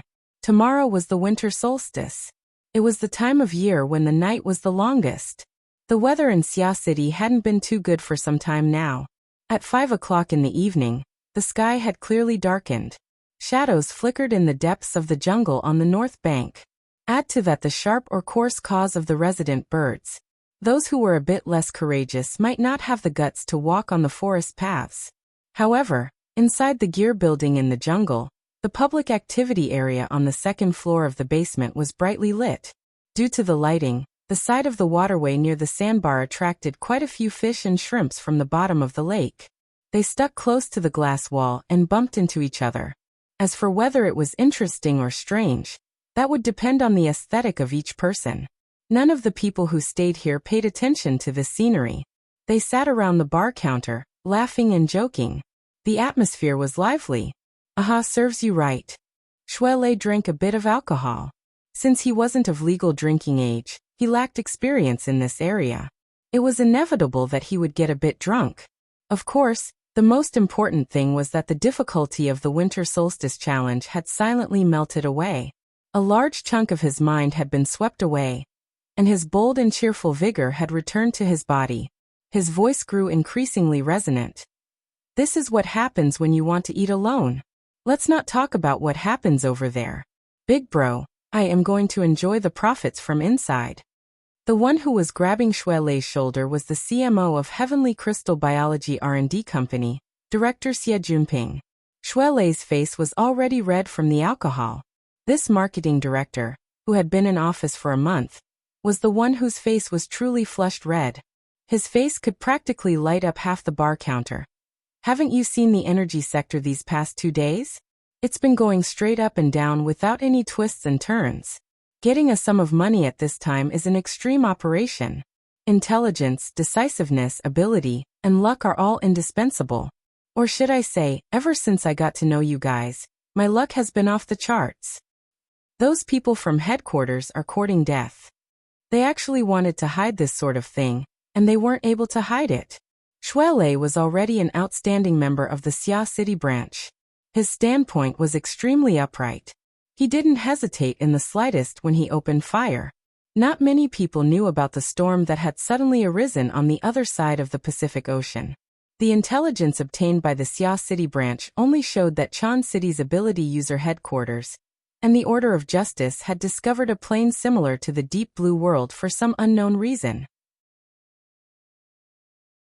It was said that the two sides were originally preparing to develop it in secret, but during the course of negotiations, such an important secret matter was inexplicably leaked. This sneak attack left both the ability user headquarters and the Order of Justice in a rather sorry state. Not only did they have to deal with the inquiries of various powers over the past 2 days, they also had to question the other party's ability to keep secrets, and even their most fundamental attitudes. It was said that after the leak, the high-level talks between the two sides had ended on bad terms many times, and now the negotiations had been put on hold indefinitely, but the impact caused was hard to clean up. At first, everyone was a little confused, not sure if it was a fact or a rumor. Later on, even more detailed information was released, and there was even a piece of extremely critical and deadly information such as, the party involved does not have the exact coordinates. At this moment, everyone finally came back to their senses. You two haven't even figured out the situation yet, and you've already scratched each other's faces until they're covered in blood. It would be a waste not to see a joke, and it would be a waste not to take advantage. At that moment, the big and small investors all entered the market. Regardless of whether they could catch any fish or not, they had to muddy the waters first. The turmoil in the global stock market was just one side of it. Xie Junping, who was an outsider, had already taken the opportunity to take a bite out of it. Satisfied, he left to watch the show. But there were even more major forces and individual gamblers who were determined to be addicted to gambling for the rest of their lives. They were eager to get a few more pieces of meat on the Pacific Ocean, in the new dimension whose coordinates had yet to be determined. It's rare to be so free. Qin Ikuan, who had been diligently performing his duty, still didn't touch a drop of alcohol tonight, but he couldn't help but sigh at this moment. It must be said that Xia City had been in a state of chaos since the end of September. People from all walks of life rushed in and out of the city. They set up a stage to sing an opera. They tossed and turned with all their might. Now the tables had turned. Whether it was headquarters or the order of justice, they had both fallen head first into the maelstrom. From the perspective of the people of the Xia City branch, such a situation was truly like a cold drink in the summer and a hot pot in the winter. It was a comfortable situation. He reached for the ice water in front of him. At this moment, Cat Eyes, who was temporarily acting as the bartender, called out from behind the counter, "Jerry!" With a whoosh, a fat brown figure leaped through the gap between Qin Ikuan's arm and the counter. It came to a screeching halt when it reached Cat Eyes. It stopped right in front of a cup of fruit juice that had just been concocted. It was a muskrat. Its iconic long tail was swinging on the table. Its tail was nearly 20 centimeters long. It was taller than the cup when it squatted normally. Since its head was small and its body was large, and there was no clear dividing line between the two, it looked quite fat. But among its kind, this size was still considered underage. It was already very close to Xie Junping and Xie Junping. Xie Junping was especially startled by it. But when Xie Junping turned his head and saw the big fat fellow in front of him, not only was he not annoyed, he laughed out loud instead. "See? I told you that this little fellow isn't an ordinary creature. I was screwed over by it back then." As he spoke, he reached out to touch it. However, the muskrat, who had been named Jerry, still maintained an extremely high level of vigilance. It twisted its body and circled to the other side of the cup. It even revealed its sharp incisors at Xie Junping. Teased narrow-minded. Xie Junping still wanted to tease this little fellow, but Cat Eyes had already given him an order. "Send it to your mother." As Cat Eyes spoke, she gestured with her hands and pointed at the end of the counter where Rue Wen was sitting silently by herself. Jerry's flat head twisted back and forth twice, and its tail swung along with it. In the end, it actually lowered its body. Its front claws hooked onto the joint between the stem and the base of the cup. Its fat belly stuck to the table, and its long webbed hind legs exerted force. It advanced with difficulty towards Rue Wen in a nearly gliding manner. Its appearance was enough to make one howl. If Shui Lei had not pulled him back in time, Xie Junping really would have rolled over in laughter. This wasn't the first time Qin Ikuan had seen such a situation, but he still could not help but click his tongue in wonder. This isn't the intelligence a muskrat can have. Are you sure there aren't any abnormalities? The laboratory didn't find anything. Besides, as long as Rue Wen likes it, what problems could there be? What logic? Qin Ikuan was dumbstruck and speechless. The feeling faction and the reasoning faction couldn't be said together no matter what. At this time, a call came through. After Qin Ikuan took the call, he said a few words and then stood up. He turned his head and said, "Leister, help me move a few things." Shui Lei stood up.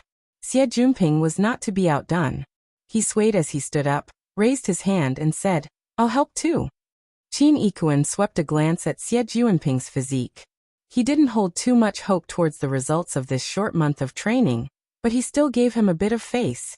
He laughed and said, "2 people is enough. We'll be back soon." He pulled Shui Lei and rode the elevator up. Xie Junping was still a bit drunk. He was distracted for a moment and didn't follow. He could only sit down resentfully as he watched the elevator close. But when he turned his head, he saw Cat Eyes concentrating on mixing drinks. Rue Wen and Jerry were also in their own country. They didn't seem to care about anyone else. He felt that it was boring. He was also a bit scared. It was true that he liked beautiful women. Disregarding Rue Wen, Cat Eyes' image was very much his cup of tea. But the more he came into contact with the inner world, the more he understood the depths of it. It was best for him to stay as far away from such dangerous people as possible. Xie Junping simply got up again. He waited for the next elevator, and went up as well. It was all right on the second underground floor, but when he reached the entrance hall of the first floor, the cold wind of the winter night blew and he couldn't hold on much longer. Finally, he still had a bit of reason left. He rushed to the edge of the small plaza in front of the door, and vomited into the underbrush. Afterwards, his condition was much better. The strict training he had undergone during this period of time also showed results. He only wore a thin sweater and stood outside, but he didn't feel that cold. He surveyed his surroundings and borrowed the light from the door to illuminate the area. He could actually faintly see the depth of the jungle 6 to 7 meters in front of him. Even though it was still hazy, there were only 2 living things in that area, a bird and a beast. Neither of them could escape his senses.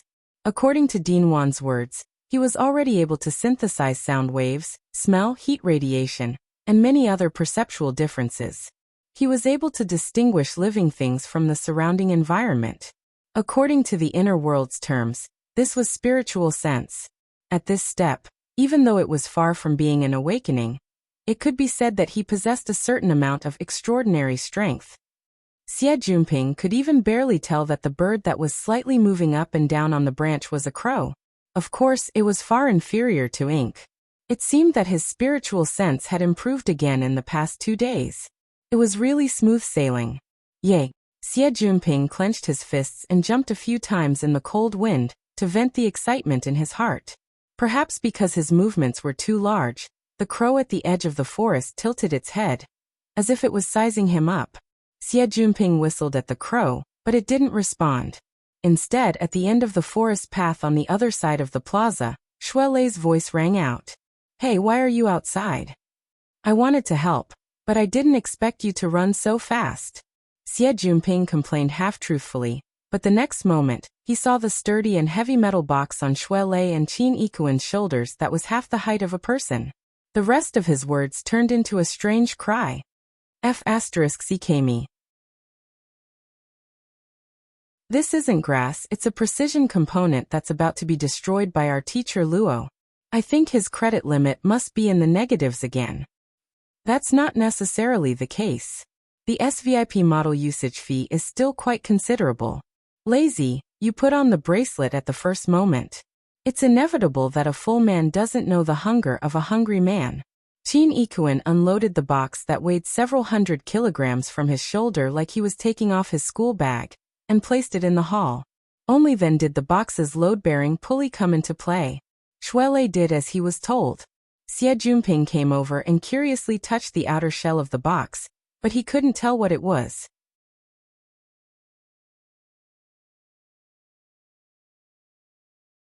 Chapter 590. No one took a crow that could be seen everywhere seriously. Xie Junping and the other 2 walked into the hall. The boxes weighing hundreds of kilograms made muffled sounds like thunder as they stepped on the ground. This is our teacher Luo. From Shui Lei's perspective, this bit of weight was nothing. But he had a problem with Luo Nan's way of doing things these past few days. It wasn't easy for me to get into the basics of Sansho. I've been messing up my schedule these past few days. I can't leave the front door. I can't take a step out of the back door. I'm probably going to slip down again. Xie Junping chuckled. He's reverting to his old ways. Didn't you say that he used to be like this? Qin Yikuan pressed the button to open the elevator and sent the box inside. After turning around, he also joined in on the conversation. Of course, he was mostly explaining. Mr. Luo is also striking while the iron is hot. After all, with such an impressive result like the Ring of Blood and Will, and with Ghost Eye as a sparring partner, this is a rare opportunity that cannot be missed. Shui Lei displayed his stance. He fiddles with these exoskeletons every day just to strike while the iron is hot? Qin Yikuan smiled and asked Shui Lei to move the other box into the elevator. At the same time, he raised his hand and shook it, showing the rather heavy metal bracelet on his wrist. This is also the result. As a physical body, I thought that I would never be able to touch the abyss in my life. I didn't expect Mr. Luo to be able to solve this problem so easily. This thing is now very popular. Shui Lei subconsciously shook his wrist. The weight on his wrist made him lose the confidence to continue speaking. He could only mutter, "Body and soul should be balanced." Such a good aptitude. Beep beep beep. The alarm of the elevator rang. After all, it was not a freight elevator. 2 metal boxes had actually exceeded the limit of 1,300 kilograms. All right, I'll use the one next to it. Shui Lei struggled to pull the box out again. At that moment, a call came through. Xie Junping helped him press the button. I'll go this way too. B6, right? After much difficulty, the elevator doors closed and the car descended. Shuele was on the phone the whole time. He hummed repeatedly and occasionally said words like Christmas or New Year's Day. By the time the elevator arrived, he still hadn't finished speaking. Xie Junping then helped Shuele pull out the box. At this time, Qin Ikuan was already waiting outside. He was swiping his authority, which was to verify his identity. Xie Junping felt a toothache when he saw this scene. A good portion of Gear's 7 basement floors were remodeled by Yan Hong during this period. Because he had always been engaged in highly classified research on the archetype format and the burners, these underground buildings had practically been transformed into a heavily guarded fortress by him. When Xie Junping and Luo Nan first came here, they suffered a loss due to the issue of authority. Whether it was him or Luo Nan, neither of them liked this sort of arrangement. They simply abandoned most of the defense systems when they took over. However, Luo Nan had clashed with headquarters last time, and Gear had been severely damaged by headquarters tank and the others. They had no choice but to consider the issue of safety when they repaired it. Plus, Luo Nan had been using Gear as a base for research these past few days. The corresponding defensive measures were reinforced layer by layer. This was especially true for the 6th floor, which was the main laboratory. The 7th floor, which contained the mainframe database, energy station, and other core installations, had already been built into a small fortress by the technical staff of the Xia City branch. It was said that according to these safety standards, even if an extraordinaire were to charge over, these 2 layers of the fortress would be able to hold out for 1 to 2 minutes. This was enough time for the Xia City branch to take the next step in providing reinforcements. Safety and convenience could not be balanced at the same time. The higher the safety factor, the lower the comfort factor. The 2 boxes of equipment parts were actually much simpler here. They were directly sent through a conveyor belt to the laboratory's warehouse for classification and inspection. The 3 of them just had to go through the inspection procedure step by step. They're really looking for trouble. Xie Junping had the authority to enter the laboratory, but he was seriously impatient with the complicated inspection process. At this time, he heard Shuele say, "The troublemakers are in the back." Tianqi just called. He said that he couldn't get in touch with Nanster. He asked me to tell him that the Mystic Arts Research Society is going to conduct an end-of-year activity. They're going to organize a Mystic Arts theme week during Christmas and New Year's. The venue is set to be at Gear. According to Tianqi, this should be a warm-up for the next semester's relocation. They want to take advantage of this opportunity to move some equipment over. All the functions that can be used have been activated, and the activity space has been expanded. F***CK. Why are these people causing trouble? Xie Junping raised his wrist. He wanted to make a phone call and clarify the situation. However, he didn't have the authority to communicate on the 6th floor. He couldn't make the call at all. Shuele advised, "It's hard to say even if we get in touch. After all, this isn't Nanster's private property. The property belongs to the Mystic Arts Research Society. We can't say anything about when they move and how they move." As he spoke, Shuele turned to look at the brand new security equipment around them. Maybe Nanster needs to find another workshop. There's definitely room for discussion here. As the person directly responsible for Luo Nan's security, Qin Ikuan's tone was calm and certain. He didn't feel that this was a problem. Xie Junping went, Only now did he remember that Luo Nan had the Xia City branch behind him. If he were to put on a show and discuss with the Mystic Arts Research Society, the latter might not have any leeway to refuse. Levels. It was all a matter of levels. He also felt that this wasn't a big deal. It just so happened that the 3 of them had already passed their authority verification. He casually spat out, "Speaking of which, a workshop? Are you sure it's not a factory?" The 3 of them walked inside amidst their laughter. They passed through 2 more security gates before entering the core area of the laboratory. Upon entering, they discovered that behind the unfriendly and serious face of this laboratory was just a young and inexperienced rookie. The entire floor was completely empty. Not a single person could be seen. There were only a few multifunctional robots driving motors and carrying equipment. They buzzed through the corridors and the passageways on both sides. Even with the Xia City branch's vigorous support, the installation of various equipment was far from complete. Many spaces were still empty, or perhaps only a small portion of them had been completed. The only places that were truly in use were the warehouse where the 2 boxes of components were stored, as well as Luo Nan's current workspace. This wasn't the first time the 3 of them had come here. They walked inside with familiarity. Soon, they saw Luo Nan's figure at the end of the passageway on the right. However, this young genius who was famous for his mental senses didn't seem to have discovered their arrival. Luo Nan was standing in the middle of a pile of mechanical arms.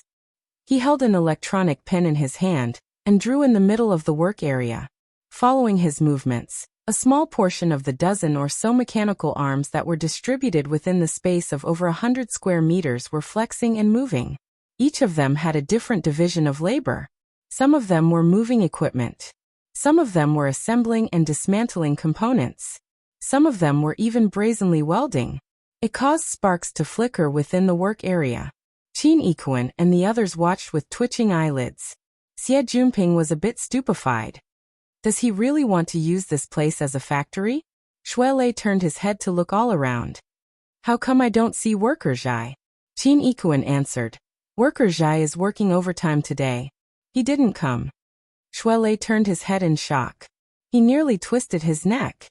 Hey, is he operating it by himself? Qin Yikuan grinned. There's a military-grade AI here. According to Worker Zhai, it's quite easy to use. It should be. It felt fine when I came over in the afternoon. Then the afternoon ended up like this. The corners of Shui Lei's eyes twitched. He stared fixedly at the figure within the forest of mechanical arms. He confirmed that there was no immediate danger before sweeping a glance at the clock to the side.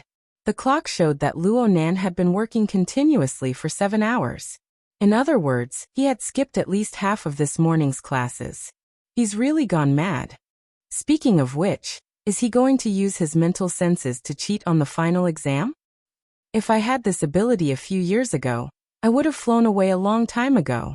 Xie Junping blurted out a sentence, but he soon shifted the focus of his attention. That headband. Is it that extraordinaire?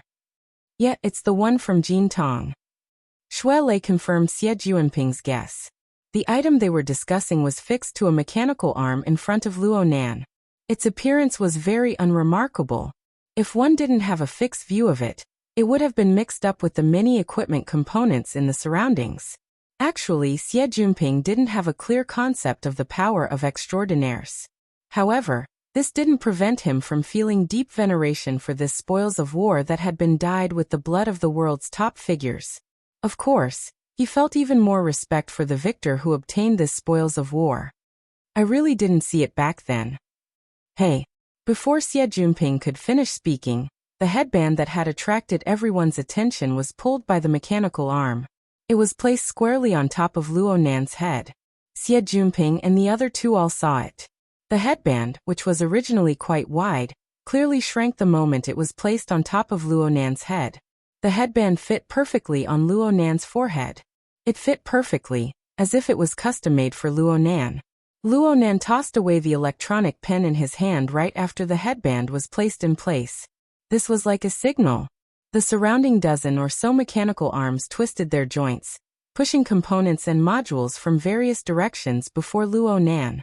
Then they began to equip themselves. The miniature energy furnace, chest and abdomen armor, the 4 limbs integrated modules, and other main structures had already undergone many adjustments. They were completely compatible with Luo Nan's figure. It only took 2 seconds to complete. Other parts such as the survival system, mounted weapons, and so on were put on his body one after another. In the blink of an eye, a fully armed deep blue walker appeared before their eyes.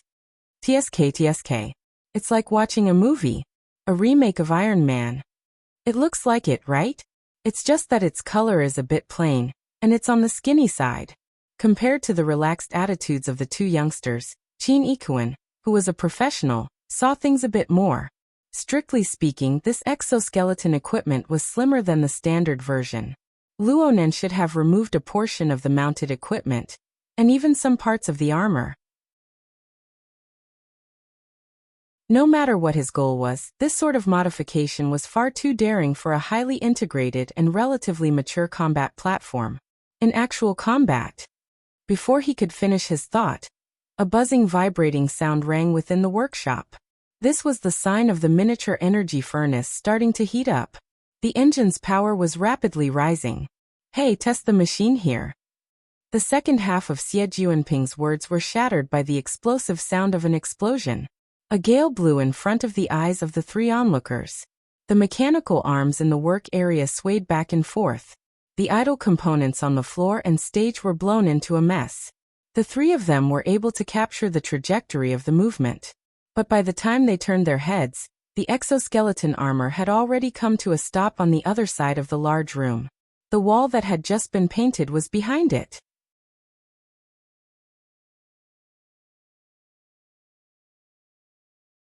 Chapter 591.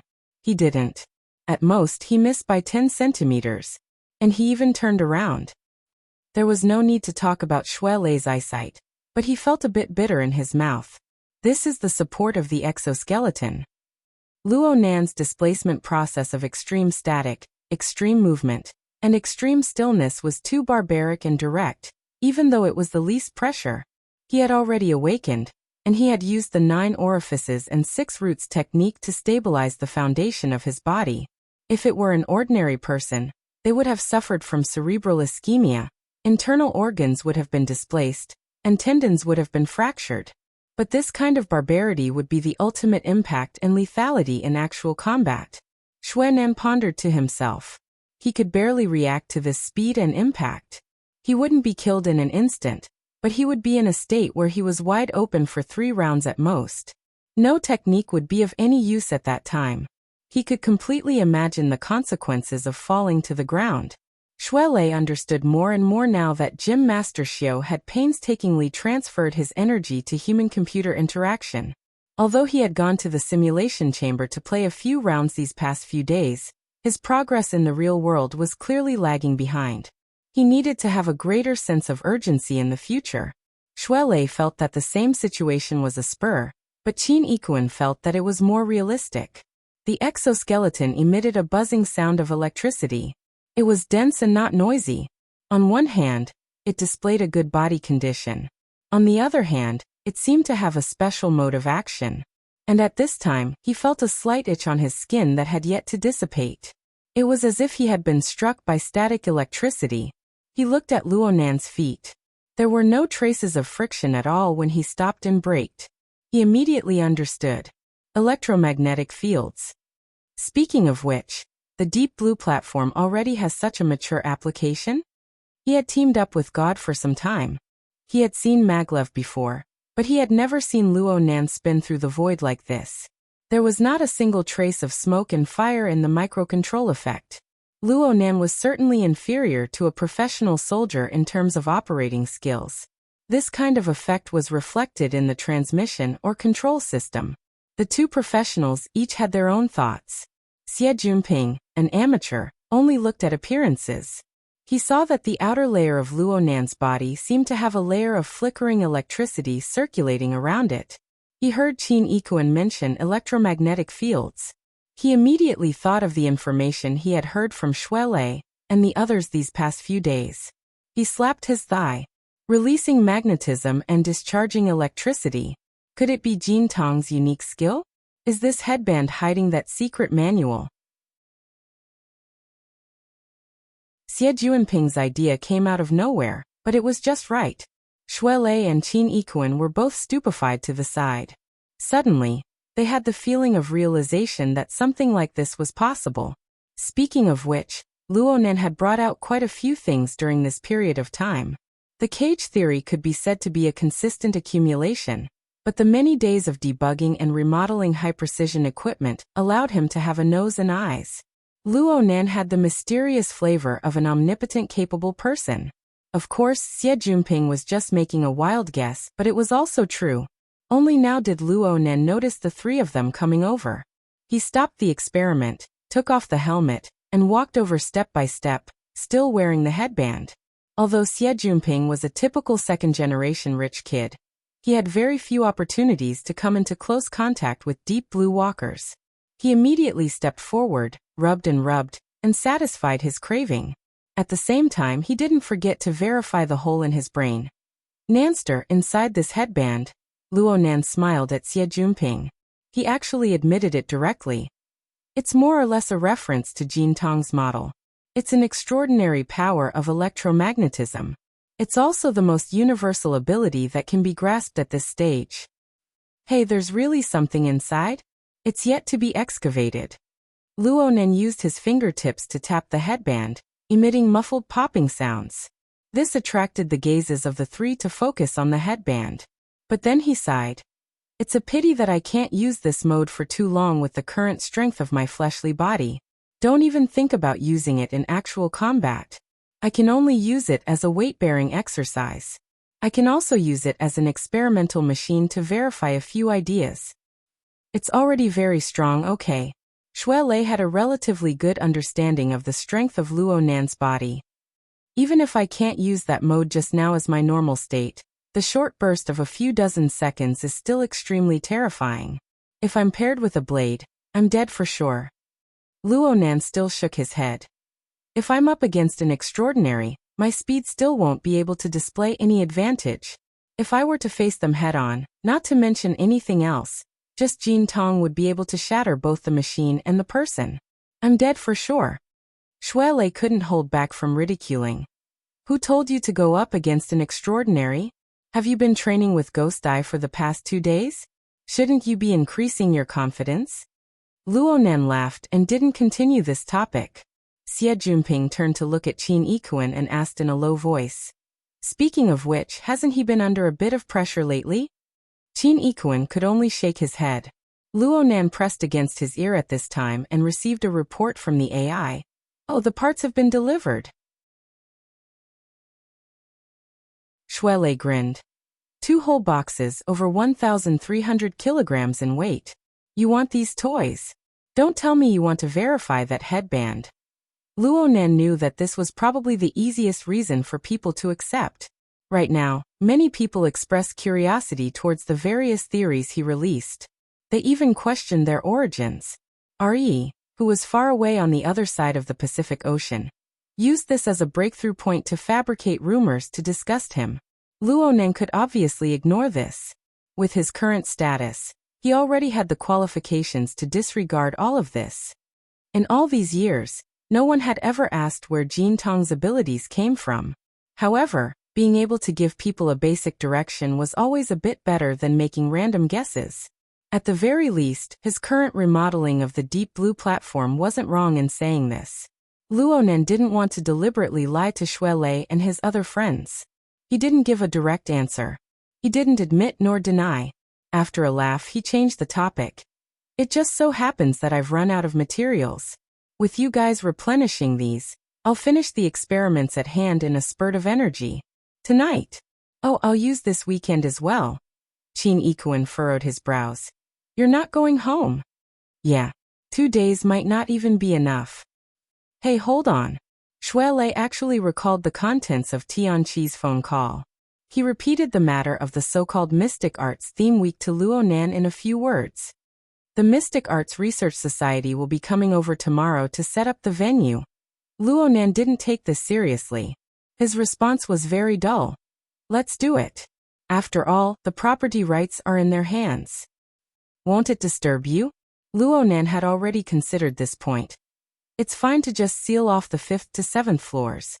I asked Sister Yuan to set up a separate system. It's not the same system as the academy, so it's not a problem to keep it clean. Let's do this for now. I'll talk to them when I have time. The 7th floor was the energy center and the database. The 6th floor was the main body of the laboratory. The 5th floor was the training field. The modified body needed to undergo a more comprehensive examination there. This was the space that Luo Nan had circled out for himself. There were some problems with the legal principles, but he was willing to communicate with the Mystic Arts Research Society. The price could be discussed. Before his credit limit was maxed out, this bit of money really didn't count for much. Xie Junping volunteered. Tangy isn't here, so it's easier to talk to the other members of the society. I'll take care of this matter. Okay. Then I'll have to trouble Brother Ping. Oh, there's one more thing. Luonan suddenly thought of a key point. He turned his head to size things up and used the electromagnetic technique that he had just learned a few days ago. He extended his hand and grabbed the electronic pen that he had just tossed down. At the same time, he opened up his work area and brought up the holographic structural diagram of gear. They can mess around with the furnishings of the building, but I don't want them to destroy the overall structure of the room, especially the second, third, and fifth floors above ground. There's also the first and second floors below ground, as well as that large courtyard. He circled 7 or 8 relatively important locations as he spoke. The main structure here is where the essence of my mother's design lies. So, Xie Junping understood tacitly. He patted his chest and guaranteed, I'll keep an eye on them. Only then did he seriously look at the structural diagram. Unfortunately, his eyes were blurry from looking at it, so he couldn't see anything. He just mumbled to strengthen his memory. They can't be destroyed. Otherwise, they'll destroy the layout. How does it have anything to do with feng shui? That's not what I meant. Luonan didn't mind. Instead, he laughed.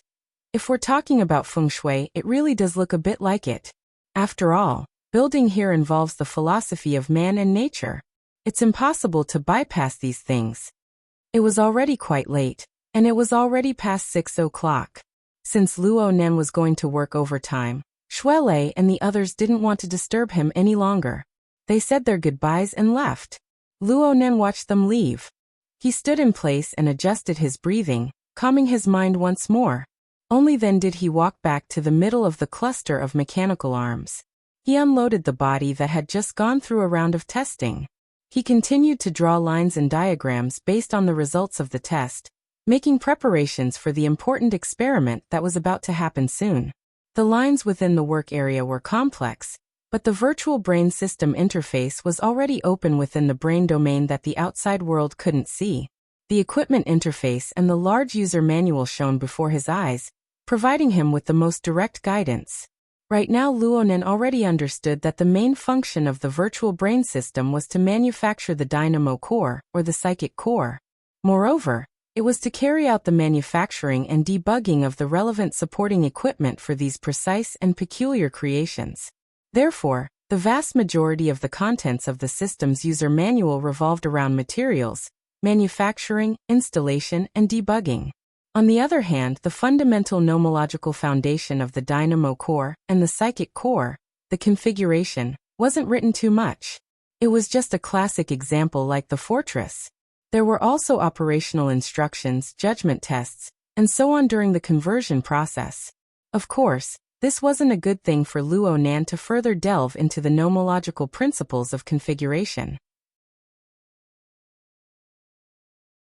But the technical guidance that was extremely close to the practical application level was extremely in line with his current needs, especially since Luonan already possessed the psychic core of the external neuron. He also had the headband as the core conversion equipment. After building this laboratory, all he needed to do was transfer the design ideas within the virtual brain system out. He could compare and verify them one by one. Of course, this was accompanied by a large amount of mistakes and losses. Luonan didn't care about this anymore. After he transformed into Teacher Luo, he received a commission for the usage of the SVIP model. He also received a credit limit that rose with the tide. These were enough to support his willfulness. Luonan was fed with an enormous amount of trial and error opportunities.